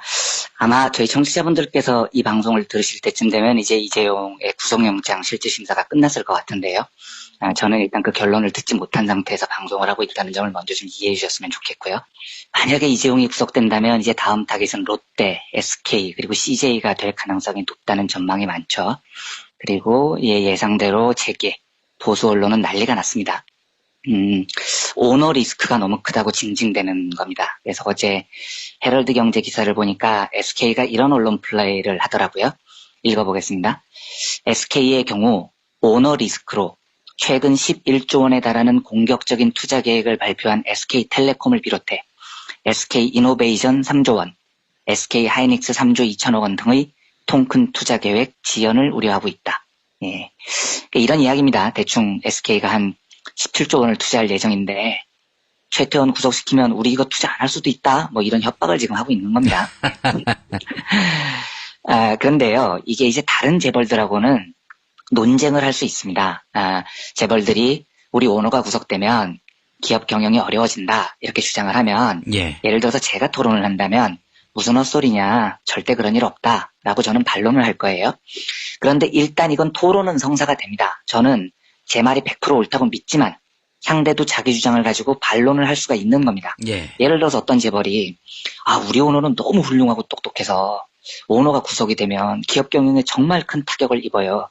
이렇게 주장을 할 수가 있어요. 그러면 이제 저는 니네 오너가 왜 훌륭한데 내가 아는 한 사실이 아닌데 증거를 한번 대봐 이러면서 토론을 하는 거죠. 물론 이제 토론을 하면 저는 제가 이길 거라고 믿어요. 하지만 토론을 할 수는 있다는 겁니다. 근데 SK 얘들은요. 이런 토론이 불가능합니다. 반론을 하면 좀 많이 곤란한 회사예요. 제가 이 기사를 보고 다른 기업은 몰라도 니들은 이러면 안 되지 않냐? 이런 생각이 들었어요. 왜냐하면 SK는 최태원이 풀려나면 기업이 좋아지는 게 아니고 망가진다는 게 이미 팩트로 증명이 되는 회사입니다. SK는 최태원이 없는 게 훨씬 낫습니다. 실제로 2015년에 최태원을 사면할 때 논리가 최태원이 풀려나야 SK 경영이 정상화된다는 거였는데 제가 사면될 당시에 그런 기사를 썼더라고요. 좋다 그럼 니들 논리가 최태원이 나오면 경영이 좋아진다는 거니까 내가 딱 1년 기다려 볼 테니 경영이 1년 뒤에 안 좋아지면 다시 깜빵에 가는 걸로 하자. 제가 이런 기사를 쓴 적이 있었거든요. 근데 제가 왜 그런 기사를 썼냐면 전 확신했습니다. 최태원 저 또라이는 벌써 횡령 배임으로 전과가 2범입니다. 상습범이에요. 그러니까 전과 1범은 반성하고 나아질 확률이 있는 건데 상습범은 개선이 안 된다고 보는 게 더 훨씬 합리적인 추론인 겁니다. 게다가 이 최태원 씨 히스토리를 보면요. 재범, 2013년에 갇히거든요. 이때 갇힐 때 497억 원을 횡령을 했어요. 근데 이때 스토리가 진짜 황당합니다. 이 497억 원을 왜 횡령했냐면 잘 알려지진 않았지만 김홍원이라는 사람이 있습니다. 이 사람 공식 직함이 SK 해운 고문이었어요. 근데 해운 사업 출신 경영자가 아닙니다. 이 사람이 뭐 하는 사람이냐면 무당으로 많이 알려졌었습니다. 그래서 점을 봐가지고 주가를 너무너무 잘 맞춘다는 유명한 여의도 무당이었습니다. 근데 최태원이 이 사람한테 푹 빠져요. 그래가지고 이 사람을 너무너무 좋아합니다.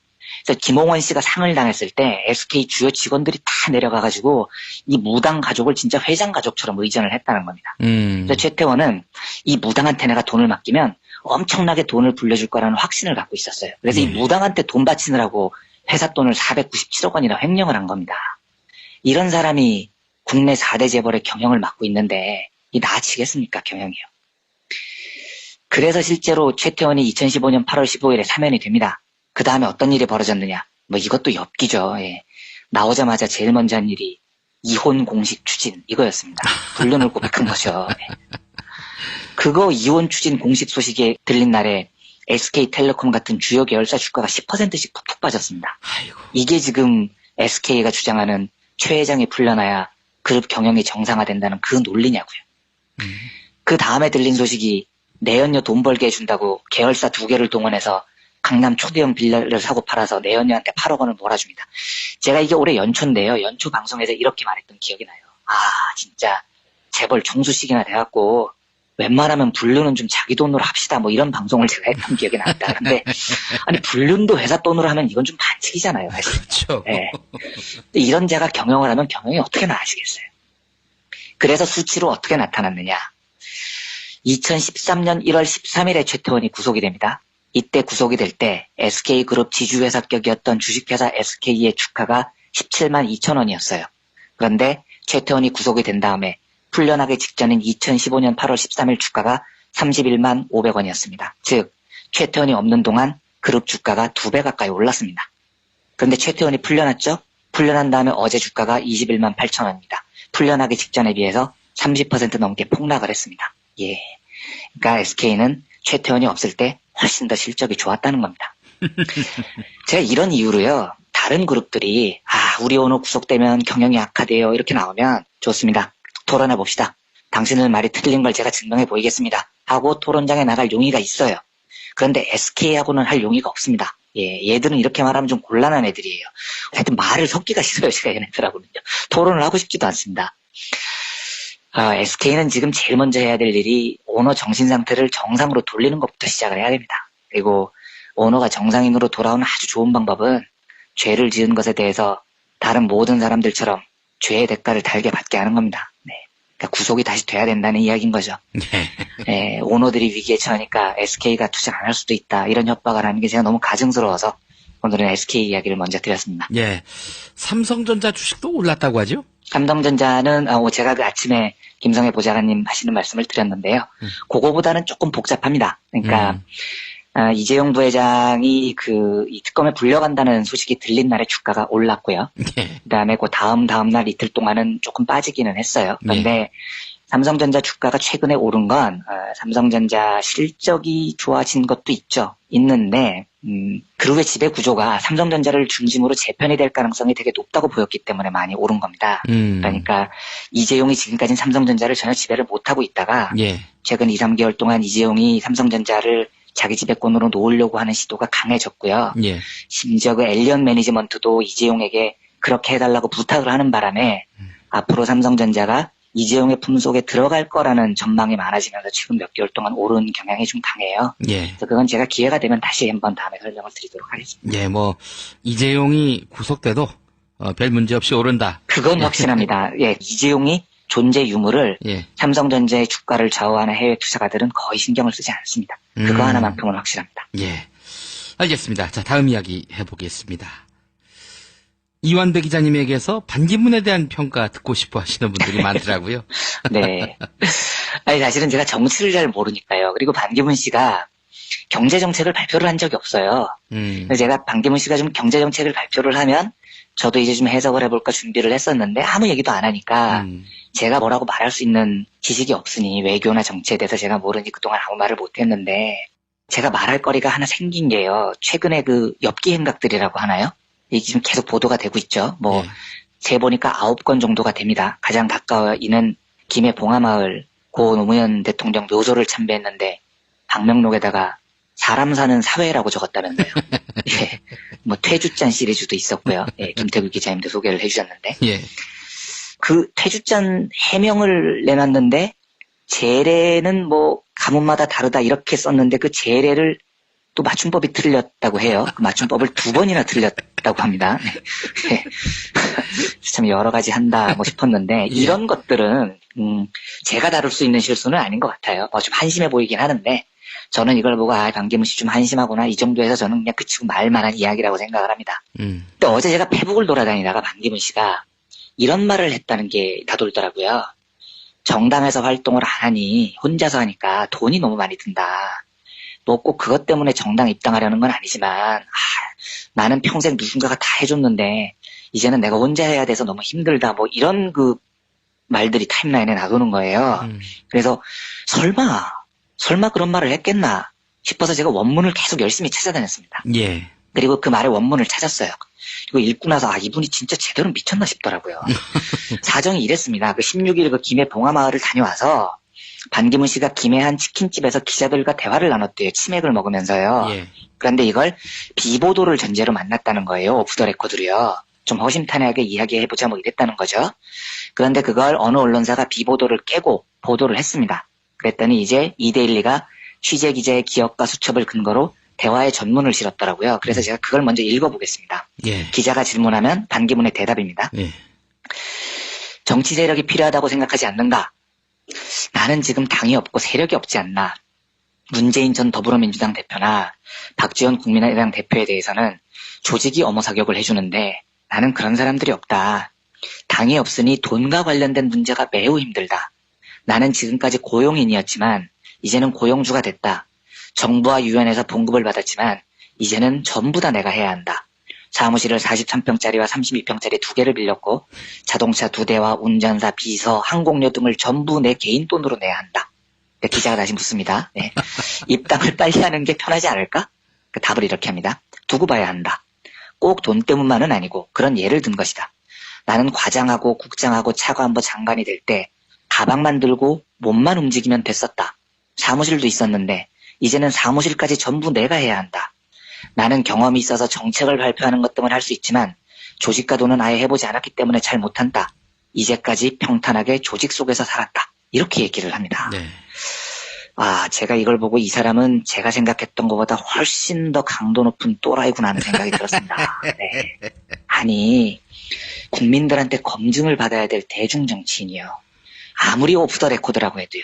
기자들 앞에서요. 더구나 그 오프 더 레코드라는 게 언젠가는 새해 나갈 것이라는 걸 너무나 잘 아는 외교관 출신이요. 그렇죠. 기자들 앞에서. 예. 나는 과장하고 국장하고 차관보하고 장관이 될 때까지 가방만 들고 몸만 움직이면 됐다. 이렇게 얘기를 해요. 이전까지는 나라에서 다 해줬는데 지금은 내가 혼자서 사무실, 운전기사, 비서, 항공료를 다 내 돈으로 내야 돼서 너무 힘들다. 이런 말을 어떻게 할 수가 있습니까? 예.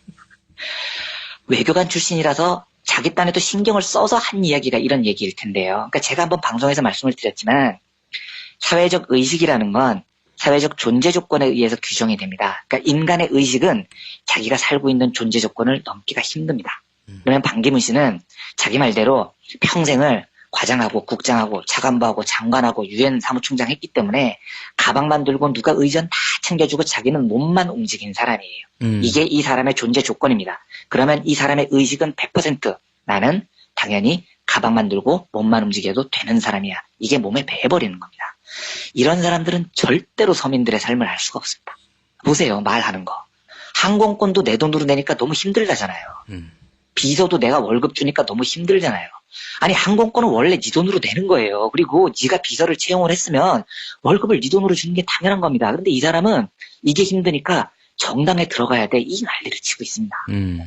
이 사람들은 기본적으로 뭘 모르냐면요. 정당에 들어가면 정당이 자기를 서포트해주는 조직으로 알고 있습니다. 평생을 그렇게 서포트를 받고 살았기 때문에 그런 겁니다. 예. 내가 돈 쓰니까 너무 힘들다. 정당 들어가야지. 정당에만 들어가면 비행기 값도 누가 내주겠지? 비서도 해주겠지? 야 신난다. 정당을 이 정도 존재로 생각하는 겁니다. 정당이라는 건 정당을 지지하는 국민들을 대변하는 조직이고요. 물론 그 조직에서 대선 후보가 된다면 경쟁을 뚫고 그렇다면 정당에서 당연히 서포트를 해주겠죠. 하지만 정당은 본래 그런 존재가 아닙니다. 정당 안에서 자기의 이데올로기를 설파하고 자기 뜻에 맞는 동지들을 모으고 국민들로부터 지지를 획득하려면 제 경험상 정치인은 정당에서 받는 돈이나 혜택보다 쓰는 돈이 훨씬 더 많은 게 상식인 겁니다. 그런데 반기문 씨처럼 나 돈 쓰는 게 너무 힘들어. 정당에 입당하면 나 돈 절약할 수 있어. 이런 사고방식을 가진 사람이 정당에 들어가서 어떻게 정치를 하겠다는 겁니까? 정당은 그곳에서 자기의 지지를 얻기 위해 투쟁하는 곳이지 반기문 씨 비행기값 대신 내주는 곳이 아니에요. 그런데 반기문은 그냥 정당을 자기를 서포트하는 조직 정도로 생각을 하고 앉아있는 거죠. 이런 사람은 이럴 것 같아요. 자기 말로 맨 끝에 이렇게 얘기를 하잖아요. 나는 평탄하게 평생 조직 속에서만 살았다. 이렇게 말을 하거든요. 이런 사람들은 서민들이라는 사람은 평생 평탄해 본 적이 없는 사람들인데요. 반기문은 아마 우리나라의 서민 민중들이 참 신기할 거예요. 아니 유권자 여러분 왜 삶이 안 평탄하세요? 좀 평탄하게 사시지. 참 신기하네요. 이럴 사람입니다. 이 사람은요. 제가 자주 이야기하는 이야기인데요. 서민이 아닌 대통령은 서민을 이해 못합니다. 우리가 여러 차례 겪었지 않습니까? 그리고 저는 서민을 이해한다고 말하는 대통령도 안 된다고 생각합니다. 서민을 이해하는 대통령이라는 말은 나는 서민이 아닌데 서민을 머리로 이해하려고 노력한다 이런 말이잖아요. 이런 사람을 왜 뽑냐고요. 우리가 우리의 존재를 왜 이해를 시켜야 됩니까? 우리가 주인인데. 이게 자꾸 통용이 되니까 정치인들이 서민 코스프레하고 버스비 암기하고 다니는 겁니다. 버스를 타본 적도 없는 놈들이요. 10원 단위까지 암기해서 서민을 이해하는 척이나 하고 말이죠. 제일 좋은 방법은 이거예요. 그냥 서민을 뽑으면 됩니다. 서민이 아닌 놈, 서민을 이해한다고 하는 놈 이런 놈들 말고요. 그냥 서민 그 자체에서 우리 대표를 뽑으면 됩니다. 우리 옆에 있는 사람을 뽑으면 돼요. 반기문 씨처럼 평생을 과장하고 국장하고 차관부하고 장관해서 가방만 들고 몸만 움직이면 되는 사람 말고요. 그냥 내가 내 돈 내고 항공권 끊는 게 당연하고요. 친구들이랑 술 한잔 하자 하면 길가에서 선술집에서 소주 한잔 하는 게 당연하고, 항공권 끊을 때 또 할인 항공권 찾아보는 것도 당연하고, 이런 사람을 우리 대표로 뽑아야 됩니다. 예. 그래야 지도자하고 국민하고 기본적인 대화가 되는 겁니다. 하여간 제가 그 살다가 대중정치하겠다는 사람 중에 나는 내 돈 내고 뭘 해본 적이 없어를 이렇게 당당하게 외치는 정치인은 처음 봤습니다. 네.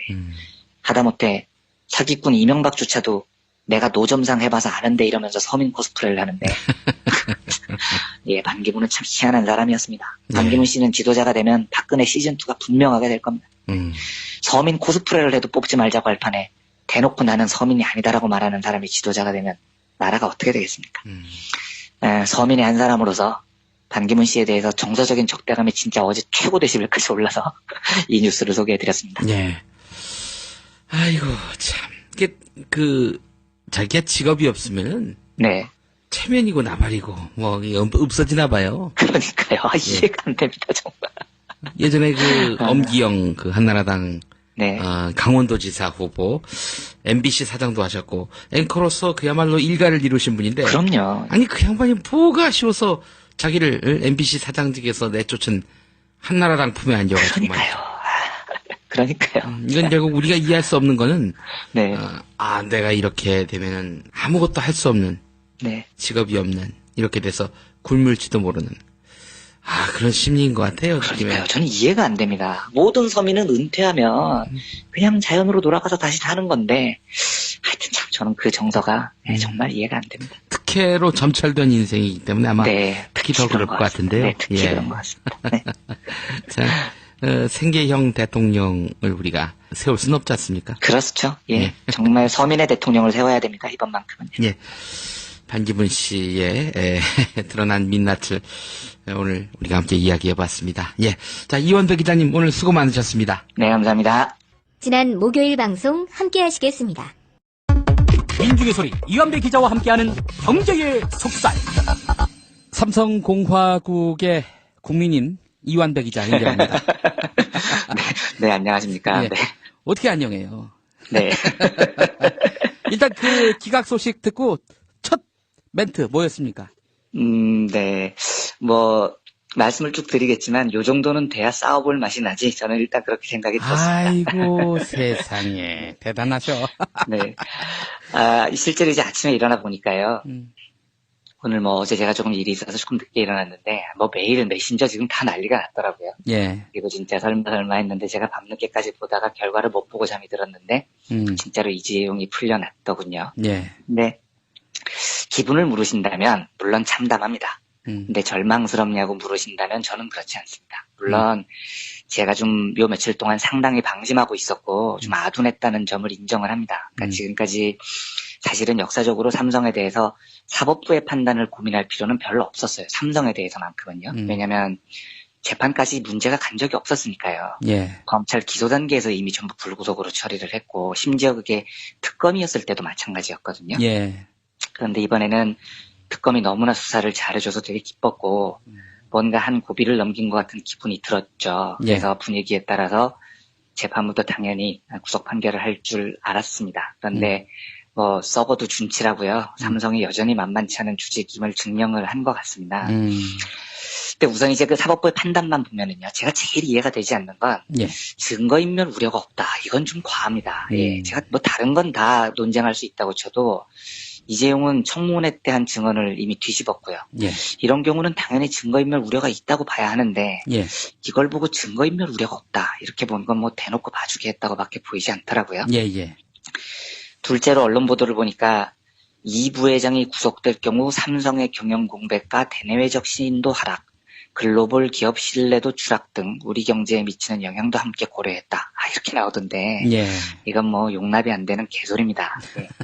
아니 이재용의 경영 공백이 국가 신인도하고 기업 신뢰도 추락으로 이어진다는 게 걱정이 되면 박근혜 탄핵은 국정 공백하고 국가 신인도 추락으로 이어진다는 논리도 적용이 돼야 되는 겁니다. 예. 이러면 지금 촛불을 든 천만 시민들은 다 뻘짓하고 있다는 얘기가 되는 거죠. 예. 그리고 기존의 권력은 어떤 경우에도 타도돼서는 안 된다는 논리를 펼치는 건데요.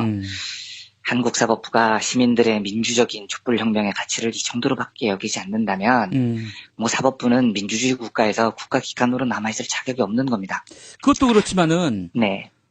그런 식으로 얘기하면 모든 재벌 총수들은 다 면책 특권이 부여돼야 되는 거 아닙니까? 그러니까요. 기존 권력, 제가 이제 그 이야기도 드리겠지만, 뭐 기존 권력이라는 것은, 특히 기업 재벌 권력이라는 것은 뭐 어떤 식으로든지 법의 잣대에서, 공정한 법의 잣대에서 판결을 할 논거를 스스로 다 허물어 버리고 있는 거죠. 예.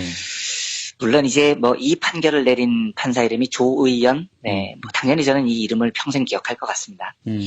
그런데 냉정하게 말해서 특검이 너무 잘해서 우리가 좀 잊고 있어서 그렇죠. 예. 한국에서요, 이 사법부의 판결이라는 게 지금 말씀해 주셨던 대로 기업에 너무너무나 관대해 왔었습니다. 제가 그 언론계에 있어서 그런데, 언론계와 사법부에서 금기시 되는 행동이 하나 있습니다. 절대로 해서는 안 되는 일이요. 예. 이게 뭐냐면, 반기업적인 언론인, 반기업적인 법조인으로 찍히면 안 된다. 이런 금기가 있었어요. 이게 왜냐하면 반기업적이라고 찍히면 퇴직 후 일자리가 없어지는 대표적인 투직종이기 때문입니다. 예. 그러니까 언론인들은 퇴직해서 전문성이 뭐 딱히 있는 게 아니니까요. 그 스페셜리스트가 아니고 제너럴리스트라고 불리는 사람들이니까 예, 예. 퇴직을 해서 갈 곳이 기업 홍보실밖에 없다는 게 일반적인 그 평가예요. 그런데 반기업적이라고 찍히면 홍보실에서 자리를 마련해 주지 않잖아요. 예. 법조인들 중에서도요, 반기업적이라고 찍히면 퇴직 후에 대형 로펌에 취직이 안 된다는 거예요. 대형 로펌이 대기업으로부터 제일 큰 돈을 땡기기 때문이죠. 그러니까 언론인이나 그 법조인들이나 이런 공통적인 그 연대의식이라는 게 있는 겁니다. 그래서 이번에 판결을 내린 조의연 부장판사는 이미 그 1750억 원대 횡령 배임 혐의로 구속영장이 청구됐었던 롯데 신동빈 회장을 영장실질심사에서 기각한 바가 있고요. 예. 또 최근에는 서울중앙지법 형사합의 28부 부장판사 최창영이라고 돼 있던데요. 가습기 살균제 사건, 이 엄청난 사건에 대해서 신현우 옥시레킷 뱅키저 대표에게는 징역 고작 7년, 그리고 신 대표에 이어서 옥시 대표를 지낸 존 리 전 대표에게는 무죄를 선고한 바가 있죠. 그 엄청난 사건에 대해서요. 하이마트 선정부 회장 배임 탈세로 기소가 됐는데요. 2심에서 일부 유죄 판결을 받았는데 집행유예로 풀려났어요. 근데 그 풀려난 이유를 보면 탈세액을 모두 납부했고 횡령액 전액을 공탁했다, 이런 거였습니다. 이 논리대로라면 뭐 범죄를 저질러도 탈세를 해도 탈세액 납부하면 집행유예라는 거 아닙니까? 예.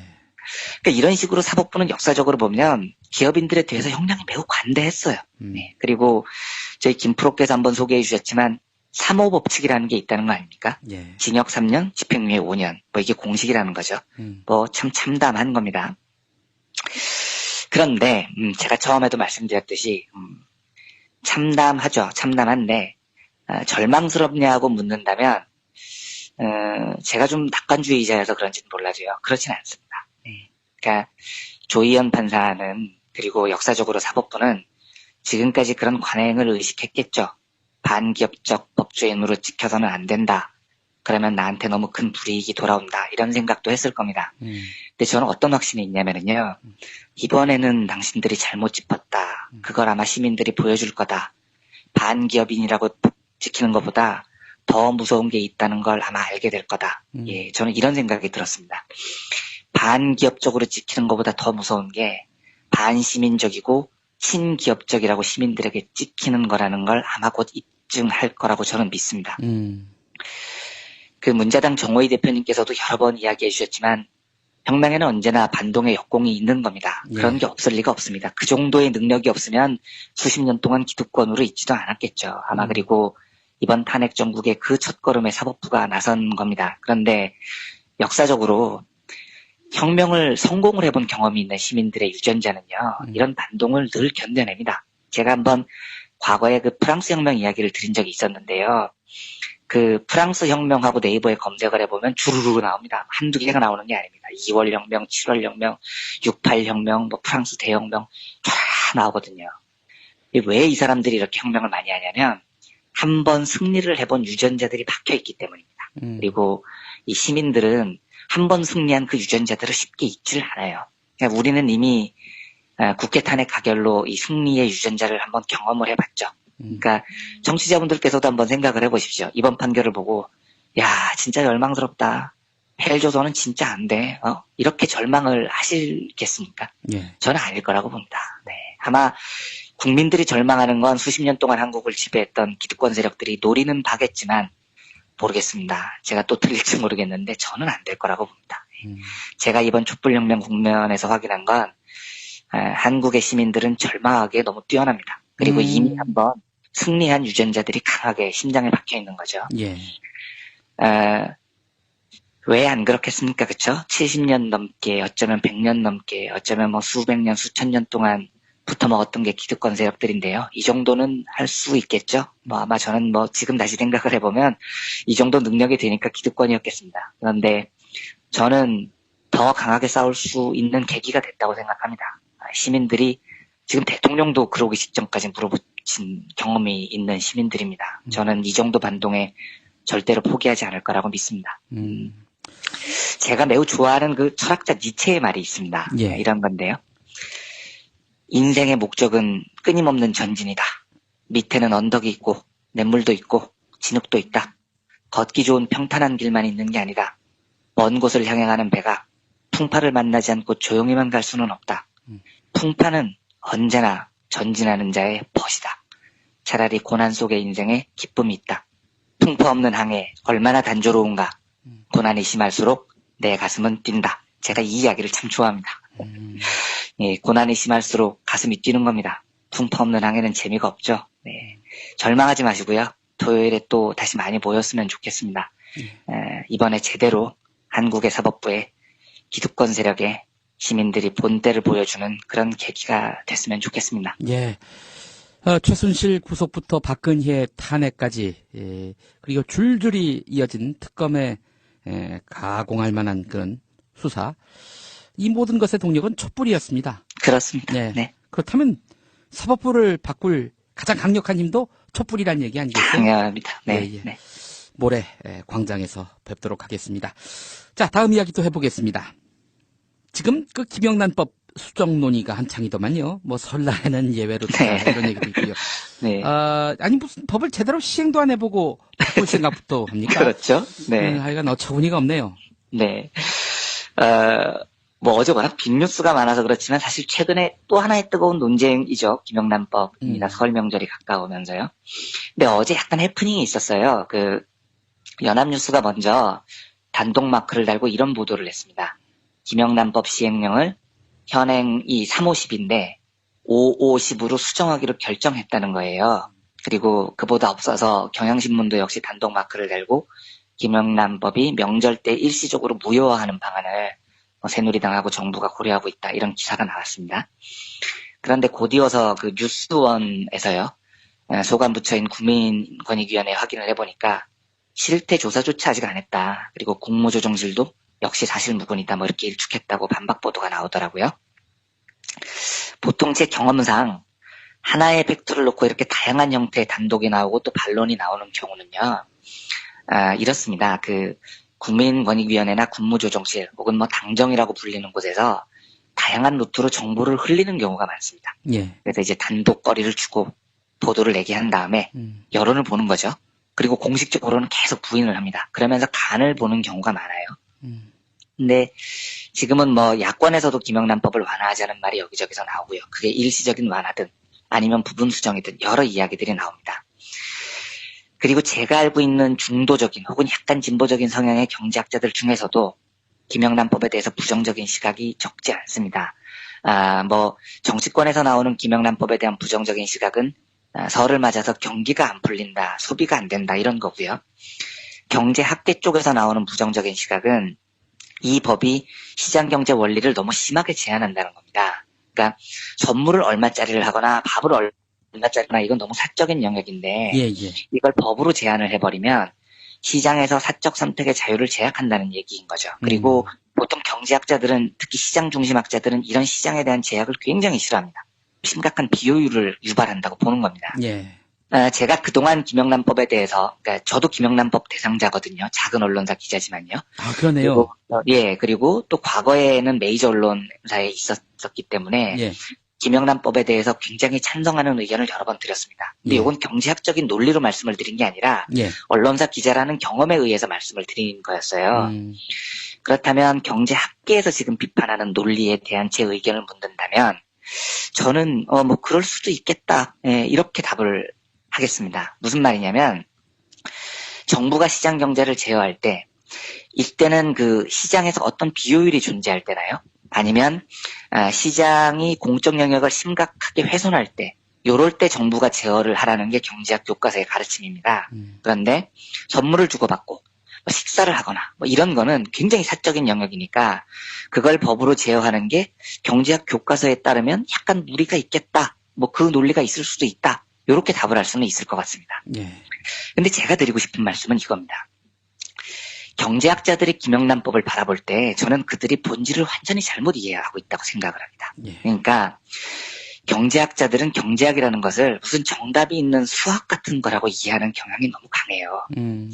교과서대로 따르면 김영란법은 뭐 경제학 교과서 가르침에 약간 반하는 면이 없지 않아 있습니다. 비효율적일 수도 있어요. 정답이 아닐 수도 있죠.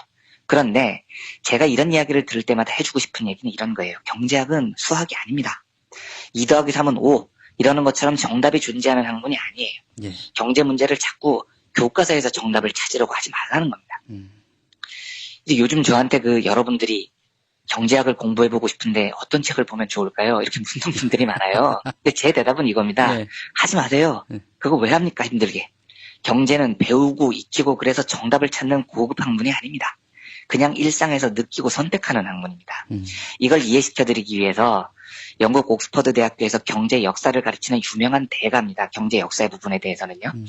에브너 오포 교수가 한 인터뷰 일부를 읽어드리겠습니다. 예. 제가 한번 말씀드린 적이 있는데요. 기자가 이렇게 물어봅니다. 노벨 경제학상이 노벨 물리학상하고 노벨 문학상 중에서 어느 쪽하고 더 비슷한가요? 이렇게 물어보니까 이 질문의 취지가 이거죠. 노벨 물리학상에 가깝다면 경제학은 정답이 있는 학문이고요. 문학상에 가깝다면 경제학은 정답이 있는 학문이 아니라 우리가 문학을 읽듯이 느끼고 좋아하는 걸 선택하면 되는 학문입니다. 근데 호퍼 교수는 이렇게 이야기를 해요. 경제학이 다른 담론보다 절대 우위를 점하는 지식의 형태가 아닙니다. 그렇다고 경제학이 유용하지 않다는 건 아닙니다. 불완전한 분석과 지식이지만 경제학은 설득력이 있는 가치를 가진 여러 주장들의 집합이기는 하죠. 경제학자의 이야기를 들어야 할 필요는 있습니다. 하지만 그렇다고 경제학자가 다른 분야의 학자들보다 더 존중을 할 필요는 없다고 생각합니다. 여기서부터 중요합니다. 경제학자들이 우리 사회를 좌지우지하도록 해서는 안 됩니다. 경제학자들의 말을 귀 기울여 들어야 하고 그들은 똑똑하고 좋은 의견을 가지고 있는 것이 사실이지만 그렇다고 결정적인 정답을 가지고 있는 것이 아닙니다. 그런 점에서 경제학은 물리학이라기보다는 문학이라고 할 수 있습니다. 물리학자들의 의견을 모으면 비전문가들은 그들의 맞설 위치에 있지 못합니다. 하지만 경제학은 그런 것이 아닙니다. 이렇게 얘기를 합니다. 예. 경제학은 비전문가들이 경제학 박사들을 만나면 주눅이 들어서 막 배워야 되고 저분들의 말이 옳고 이런 학문이 아니라는 거예요. 예. 누구나 다 자기 생각을 어려운 용어 없이 그대로 이야기하면 그게 경제학입니다. 그게 경제학의 본류예요. 그래서 제가 청취자분들한테도 말씀드리고 싶은 게 경제학자들이 어려운 말 한다고 주눅 들지 마십시오. 그리고 뭘 자꾸 공부를 해야 된다고 생각을 하지 마세요. 이런 면에서 제가 시장경제학 논리를 들먹이면서 김영란법을 비판하는 경제학자분들에게 꼭 하고 싶은 이야기는요. 경제학자분들, 문제의 본질은요. 교과서에서 나오는 시장경제가 아닙니다. 이 이야기를 드리고 싶습니다. 예. 문제의 본질은 한국 국민들의 정서라는 겁니다. 예. 저는 왜 김영란법이 흔들려서는 안 된다고 생각하냐면요. 한국은 갑질과 을질이 이 나라를 망치고 있는 나라입니다. 아니 세상에 밥을 먹으면 반드시 을들이 밥을 사는 나라가 어디 있습니까? 그리고 그걸로 소비 경제가 돌아가는 세상이 정상이냐는 거죠. 예. 예. 식사값까지 법으로 제약하는 게 경제학적으로 심하다. 그 말 맞아요. 교과서에 따르면요. 그런데 어느 경제학 교과서에 기자들하고 정치인들하고 이 갑질하고 다니면서 출입처나 홍보실 사람들 돈으로 밥 먹고 골프 치고 양주 먹고 이게 당연시 되는 게 기재된 경제학 교과서가 어디 있습니까? 저는 노르웨이나 핀란드나 덴마크에서 이런 김영란법이 발효됐다면 저도 반대할 것 같아요. 그런 나라에서라면 이게 웃긴 법이죠. 그런데 한국에서는요. 저는 갑질 정서를 한번 멈추게 할 극약 처방이 필요하다고 생각을 합니다. 이걸 안 하면 갑질 문화가 안 없어지고요. 이걸 했기 때문에 온 국민들이 갑질 문화에 대해서 각인이 되고 이걸 멈춰야 된다고 생각을 하고 국민들께서 함께 싸워주는 겁니다. 김영란법이 시장경제의 룰을 위반한다고 주장하는 경제학자들한테 제가 요청하고 싶은 게 있습니다. 더 나은 방법을 제시를 해보세요. 어떻게 하면 수십 년 동안 사라지지 않았던 갑질, 소수가 대접받는 문화, 이걸 고칠 수 있겠습니까? 경제학이 고칠 수 있겠습니까? 그렇다면 그 대안을 갖고 오세요. 네. 그런데 그걸 고칠 자신이 없으면, 교과서에서는 그런 말 안 나오잖아요. 그럴 자신이 없으면 에브너호프가 얘기를 했듯이 경제학은 좀 겸손해져야 됩니다. 그리고 민중들의 정서를 받아들여야 됩니다. 교과서에 나와 있는 학문만이 경제학이 아니라는 겁니다. 시행된 지 얼마 됐다고 김영란법이 흔들리는 모습이 매우 안타까워서 오늘 이 뉴스를 두 번째 소식으로 전해드렸습니다. 예. 참, 착잡합니다. 네. 기득권의 큰 벽이, 온전한 현실을 확인한, 네. 예, 참. 네. 샤워기를 틀었는데 갑자기 찬물이 나온 것 같은. 그렇죠. 느낌. 네. 따뜻한 물이 나올 줄 알고. 네. 예. 그런 감회고요. 예, 알겠습니다. 네. 절망하지 말고 힘차게. 네. 또 우리가 내일을 개척해야겠습니다. 이완배 기자님 수고하셨습니다. 네, 감사합니다. 지난 금요일 방송 함께 하시겠습니다. 민중의 소리 이완배 기자와 함께하는 경제의 속살. 이완배 기자 만나겠습니다. 이완배 기자님. 네, 안녕하십니까? 제가 어제 뉴스 헬리콥터에서도 이야기했습니다마는 네. 그냥 뭐 기업들 앞날이 불투명하다. 그러니까 총수 풀어줘야 한다. 이런 식으로 영장 기각하는 일. 네. 그리고 아무 일도 없었던 듯 이렇게 네. 기각을 수용하는 사회적 분위기. 이번이 마지막일 거라는 생각이 듭니다. 이번에도 뭐 그냥 넘어가는 국민은 없어 보이고요. 그럼요, 네. 지나고 나니까요, 여러분들께서 여러 생각도 많이 하시고, 여러 말씀도 많이 하시는데요. 예. 오늘은 역시 이재용 영장 기각에 대해서 두 가지 각도로 이야기를 좀 해보려고 합니다. 예. 우선요, 제가 어제 하루 동안 제일 흥미진진하게 읽었던 글이 하나 있습니다. 이게 조국 교수님께서요, 예. 페북에 올리신 글인데요. 제가 법을 잘 모르니까 자세히 보게 되더라고요. 그런데 잠깐 한번 읽어보겠습니다. 예. 이 사안의 사실관계는 아직 확정되지 않았다. 이재용 구속 요청은 여론 재판이 아니다. 이재용이 불구속 상태에 있으면 삼성의 조직적 힘이 작동하면서 실체적 진실이 계속 은폐될 가능성이 매우 높다. 이재용은 일개 시민이 아니라 삼성이라는 거대 권력의 수장이다. 특검이 이재용 구속영장을 신청한 것은 이재용이라는 시민에 대한 응징을 위한 것이 아니라 조직의 수장이 격리되어 있어야 사건의 실체가 드러날 수 있다는 판단 때문이었다고 생각한다. 조의연 판사는 이 점을 간과했다. 요컨대 판사에게 정무적 판단을 요구하는 것은 잘못이다. 그러나 범죄의 특수성을 고려하여 판단하라는 요구는 정당하다. 그리고 권력범죄, 기업범죄, 조직범죄에서 수장의 구속 여부는 통상의 개별적 범죄를 범한 개인의 구속 여부와 달리 판단해야 한다는 것이 나의 학문적 입장이다. 이재용 수사를 보강하여 영장을 재청구하거나 또는 이번에 신청하지 않았던 사장단급 인사들에 대한 영장 청구를 고려해야 한다. 두목을 격리시키지 못하면 부두목급들을 격리시켜야 진실 은폐를 막을 수 있다. 그리고 삼성 외의 사건에 대한 수사도 더욱 가열차게 해나가야 한다. 제가 이 법을 몰라서 이 조국 교수님의 법리적 해석에 뭐라고 말을 할 처지는 아닌데요. 이 경제 쪽에 있는 사람으로서 이 말씀은 정말 흥미롭더라고요. 그러니까 이 조국 교수님은 뭘 주장하고 계시냐면 예. 상대가 이재용이므로 특수성이 있다는 겁니다. 조의연 판사가 그 특수성을 간과했다는 거죠. 예. 그런데 어떤 특수성이냐? 이재용은 일개 시민이 아니라 삼성이라는 거대 권력의 수장이다라는 점이고요. 이제 여기서부터 중요합니다. 예. 이런 경우에는 조직의 수장이 격리돼 있어야 사건의 실체가 드러날 수 있다는 판단이라고 말씀을 하시는 겁니다. 네. 예. 그러니까 이재용이라는 거대 조직의 수장과 그 밑에 2인자 똘마니들이 함께 모여서 수장의 범죄를 감추려고 공모를 하면은요. 뭐 삼성의 변호사 라인 그리고 돈 많이 받고 있는 인재풀들이 워낙 막강하고 힘이 세기 때문에 범죄를 은닉할 가능성이 더 높다는 거죠. 그래서 조국 교수님의 주장은 이재용 수사를 보강하여 영장을 재청구하는 방법도 있고 또는 이번에 신청하지 않았던 사장단급 인사들에 대한 영장 청구를 고려해 볼 만하다는 겁니다. 이유는 하나예요. 두목하고 부두목을 격리시키지 못하면 진실 은폐가 진행될 가능성이 높다는 겁니다. 어떤 방식으로건 일단 두목하고 똘마니들을 분리시키자는 겁니다. 근데 제가 그 과거에 전주, 광주 강연 때 경제학 게임 이론 중에 죄수의 딜레마라는 걸 말씀드린 적이 있는데요. 이 딜레마의 핵심도 일단 두 죄수를 분리시키자는 겁니다. 그 다음에 각각의 공포를 극대화하는 거죠. 이러면서 술술술 분다는 겁니다. 예. 동지들을 배신하고요. 네. 이게 각 개인한테 유리하도록 게임 구조를 짜는 방법입니다. 아마 제 생각에 그 게임 이론에 따르면 장시호가 최순실을 배신한 이유도 같을 거라고 봐요.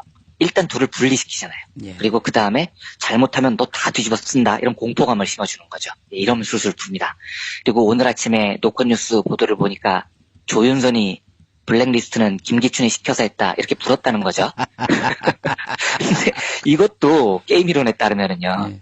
둘이 밖에서 있어서 막 의사소통하고 이러면은 안 불어요. 그런데 어제 동시에 소환을 해가지고요. 둘을 분리시켜 놓는 겁니다. 그러면 술술술 불게 되는 거죠.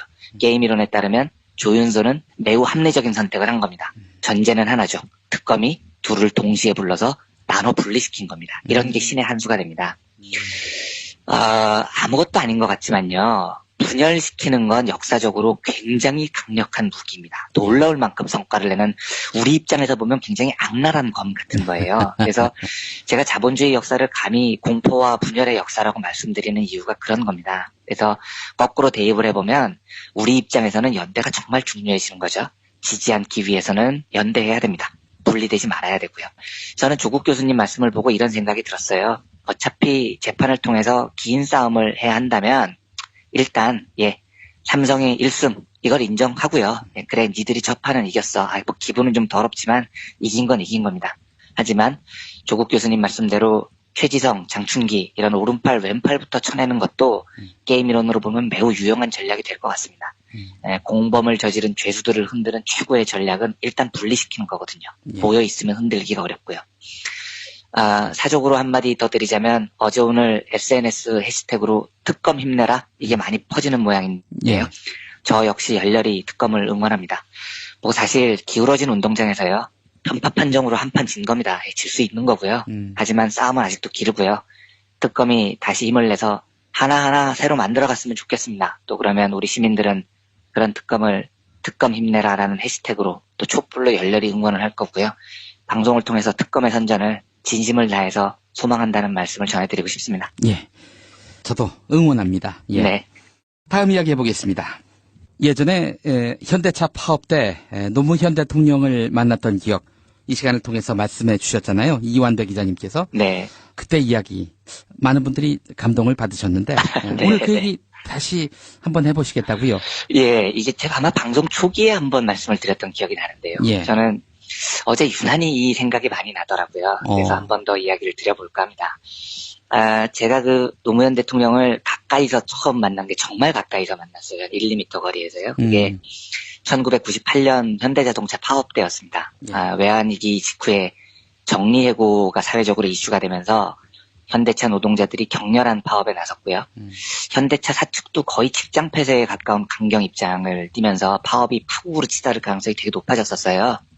근데 제가 그때 막내 기자였고 현장에 울산에 취재를 갔는데 저는 파업 현장을 그렇게 해서까지 가까이서 본 게 처음이었습니다. 진짜 가슴이 콩덕콩덕 뛰더라고요. 근데 이 노조 입장에서는 절대 물러설 수가 없는 파업인 게요. 정리해고라는 걸 대한민국 건국 이래 처음 시도를 하는 거였고요. 그래서 현대차 노조가 이걸 받아들이면 그냥 현대차 노동자들의 문제로 끝나는 게 아니고 한국 최초의 선례가 되는 겁니다.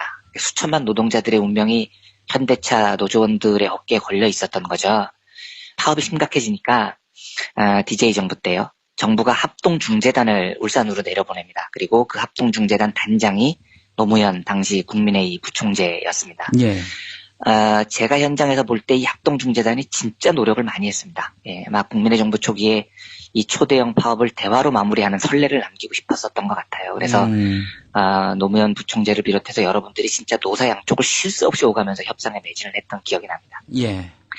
제가 기록을 보니까 8월 19일이더라고요. 그때 협상안이 거의 마련이 됐습니다. 그래서 이 노사 양측이 워낙 부담이 큰 파업이었기 때문에 외나무 다리에 혈투해서 그걸 노무현 부총재께서 아마 잘 협상을 하셨던 것 같아요. 그래서 19일쯤에 협상안이 나왔습니다. 타결이 되는 분위기였어요.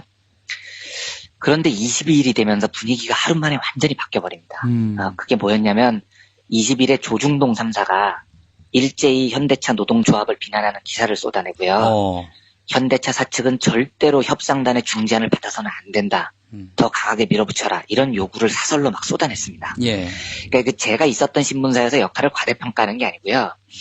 1998년 여름까지는 동아일보는 굉장히 그 친정부, 그러니까 친 DJ적인 신문이었습니다. 예, 예. 일종의 여당지에 가까웠어요. 그러니까 조선이나 중앙은 그렇다 치고 동아가 그때 확 돌아서 버리니까요. 예. DJ 정부와 노무현 협상단이 정말 난감해져 버린 겁니다. 아. 근데 저도 현장에서 너무 당황스럽더라고요. 전날까지만 해도 회사 분위기가 협상단 파이팅 뭐 이런 분위기였거든요. 그런데 하루 만에 왠지 모르게 분위기가 확 바뀌어버렸습니다. 그러니까 협상이 확 엎어져 버리죠.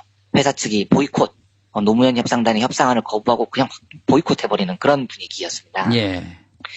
제가 사실은 그 이유를 나중에 알았는데 그 파업 끝나고 회사에 들어가서 내근을 하고 있으니까 그 정몽규 당시 현대자동차 사장이죠. 예. 동아일보로 찾아왔더라고요. 그래요? 예, 감사하다고 부서별로 다 돌아가면서 인사를 하고 있더라고요.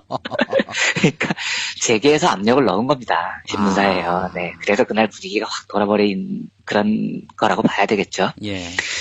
근데 아무튼 20일 밤에 노무현 부총재께서 굉장히 늦은 시간에 기자실을 찾았어요. 예. 무슨 브리핑을 하려고 온 게 아니고요.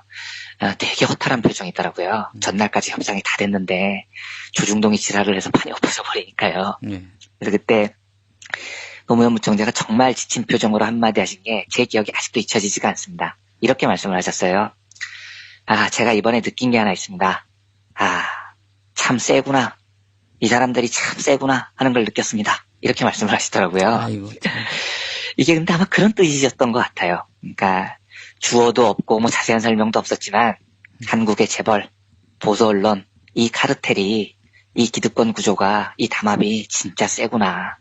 협상을 다 해놨는데 얘네들이 짜고 판을 엎어버리니까 확 엎어지는구나. 참 강력하구나. 이런 생각이셨던 것 같아요. 그리고 되게 지친 표정을 지으시더라고요. 뭐 회상은 그런데요. 제가 이제 다시 2017년으로 돌아와서요. 어제 나왔던 기사를 하나 소개를 해드리겠습니다. 연합뉴스 기사인데요. 제목이 이재용 영장 기각의 재개, 기업 사정을 그만두고 국정농단을 수사 이렇게 돼 있습니다. 그리고 이제 부제목이 받은 쪽은 빼고 공여자만 처벌 시도는 이례적, 경영 무시한 수사는 무리 이런 제목이 붙어 있습니다. 그리고 기사 내용을 쭉 읽어보겠습니다. 박영수 특검팀이 이재용 삼성전자 부회장에게 뇌물 공여 혐의 등을 적용해 청구한 구속영장을 법원이 19일 기각한 사건을 계기로 재계와 법조계 등에서는 특검 수사 방향에 대한 재점검이 필요하지 않느냐는 지적이 조심스럽게 흘러나오고 있다. 박근혜 정부 아래에서 행해진 최순실 씨의 국정농단 의혹을 규명하는 수사가 대기업 쪽으로 편중돼 진행되는 모양새를 띠다 보니 마치 특검이 재벌 사정에 나선 듯하다는 재계 측의 볼멘 소리도 나오고 있다.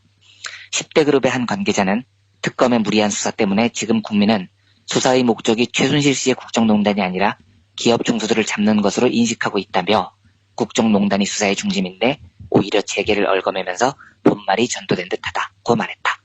다른 대기업 관계자는 특검이 그동안 객관적이고 엄정한 법리보다는 여론에 편승해 보여주기식 수사를 한 것 아닌가 하는 생각이 든다고 말했다. 네. 제가 이 기사를 보면서 1998년 노무현 부총재의 심정이 떠오르더라고요. 참 이 카르텔들이요. 여전히 셉니다. 네, 참 센 거죠. 영장 기각을 계기로 보수 언론들이 삼성을 보호하기 위해서 논리를 만들어 퍼뜨리고 있습니다. 그리고 결국 이재용을 풀어준 사법부, 보수 언론은 다시 특검의 수사가 경영을 무시한 정도를 벗어난 수사라고 비난을 시작합니다. 진짜 생각해보면은요, 이 기득권 카르텔들은 더럽게 센 놈들인 거죠. 네, 지금 이 분위기에서 첫 따위 기사를 뻔뻔스럽게 써내려갈 수 있는 건 용기를 넘어서 만용 같은 겁니다. 그런데 그게 먹힙니다.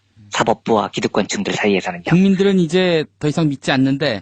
믿지 않는데요. 기득권층사들에서 믿는 거예요. 그러니까 이건 진짜 지긋지긋하게 센 놈들인 겁니다. 네. 근데요, 하지만요, 저는 여전히 조금 전에 말씀해 주셨듯이 여전히 1998년과 지금은 다르다고 믿습니다. 예. 국민들은 믿지 않는다는 점이 제일 큰 차이인 거죠. 그리고 1998년에는 촛불이 없었고 지금은 촛불이 있습니다.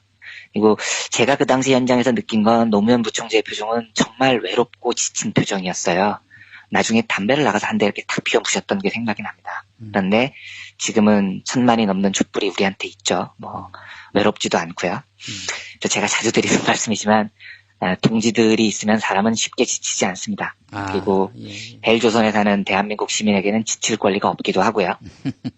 그 언젠가 제가 기억이 가물가물한데 김용민 PD님께서 방송에서 꽃다지의 주문 그 노래를 틀어주신 적이 있는 기억이 납니다. 근데 그 노래 가사가 이렇게 시작이 됩니다. 우리는 지금보다 더 강하게, 우리는 지금보다 더 강하게 되어야 해. 오늘 우리가 사는 이곳이 더 아름다울 수 있게. 저들이 말하는 국민 중엔 너와 나는 간대없고 저들의 계획 속엔 너와 나의 미래는 없지. 우리는 지금보다 더 강하게, 우리는 지금보다 더 강하게 되어야 해. 이게 아마 이 노래의 제목이 주문인 거는요. 예. 이 주문을 계속 우리가 중얼거려야 된다는 뜻일 겁니다. 예, 예, 예. 저는 이 노래에 동의합니다. 예. 더 강해져야 되죠. 그러니까 탄핵이 가결된 이후에 저부터 고백을 하자면 약간 방심했어요. 정신이 번쩍 들었습니다. 이번에 그 영장 기각으로요. 쟤들이 얼마나 센 놈들인지 다시 깨달았습니다. 그리고 1998년 노무현 대통령께서 현대자동차 파업 현장에서 참 세다 하시던 그 표정도 다시 생각이 납니다. 예. 제가 하루 종일 생각이 든 게요. 우리는 어제보다 오늘 더 강해져야 되고요. 오늘보다 내일 더 강해져야 됩니다. 그러니까 잠깐의 방심을 접어야 됩니다. 그리고 내일 다시 거리로 많이 모여주셨으면 좋겠습니다. 일기예보를 보니까 내일 엄청나게 춥다는 거죠. 그리고 눈도 지금 뭐 많이 쌓여 있고요. 하지만 2017년 1월의 시민들은요. 2016년 12월의 시민보다 훨씬 더 강해졌다는 걸 보여줬으면 좋겠습니다. 예. 그래서 업그레이드된 촛불을 들고요. 내일 거리에서 많이 뵀으면 좋겠습니다. 예. 알겠습니다. 말씀하신 주문 1절만 듣도록 하겠습니다. 네, 감사합니다. 예, 예. 이원배 기자님, 내일 광장에서 뵙겠습니다. 네, 고맙습니다.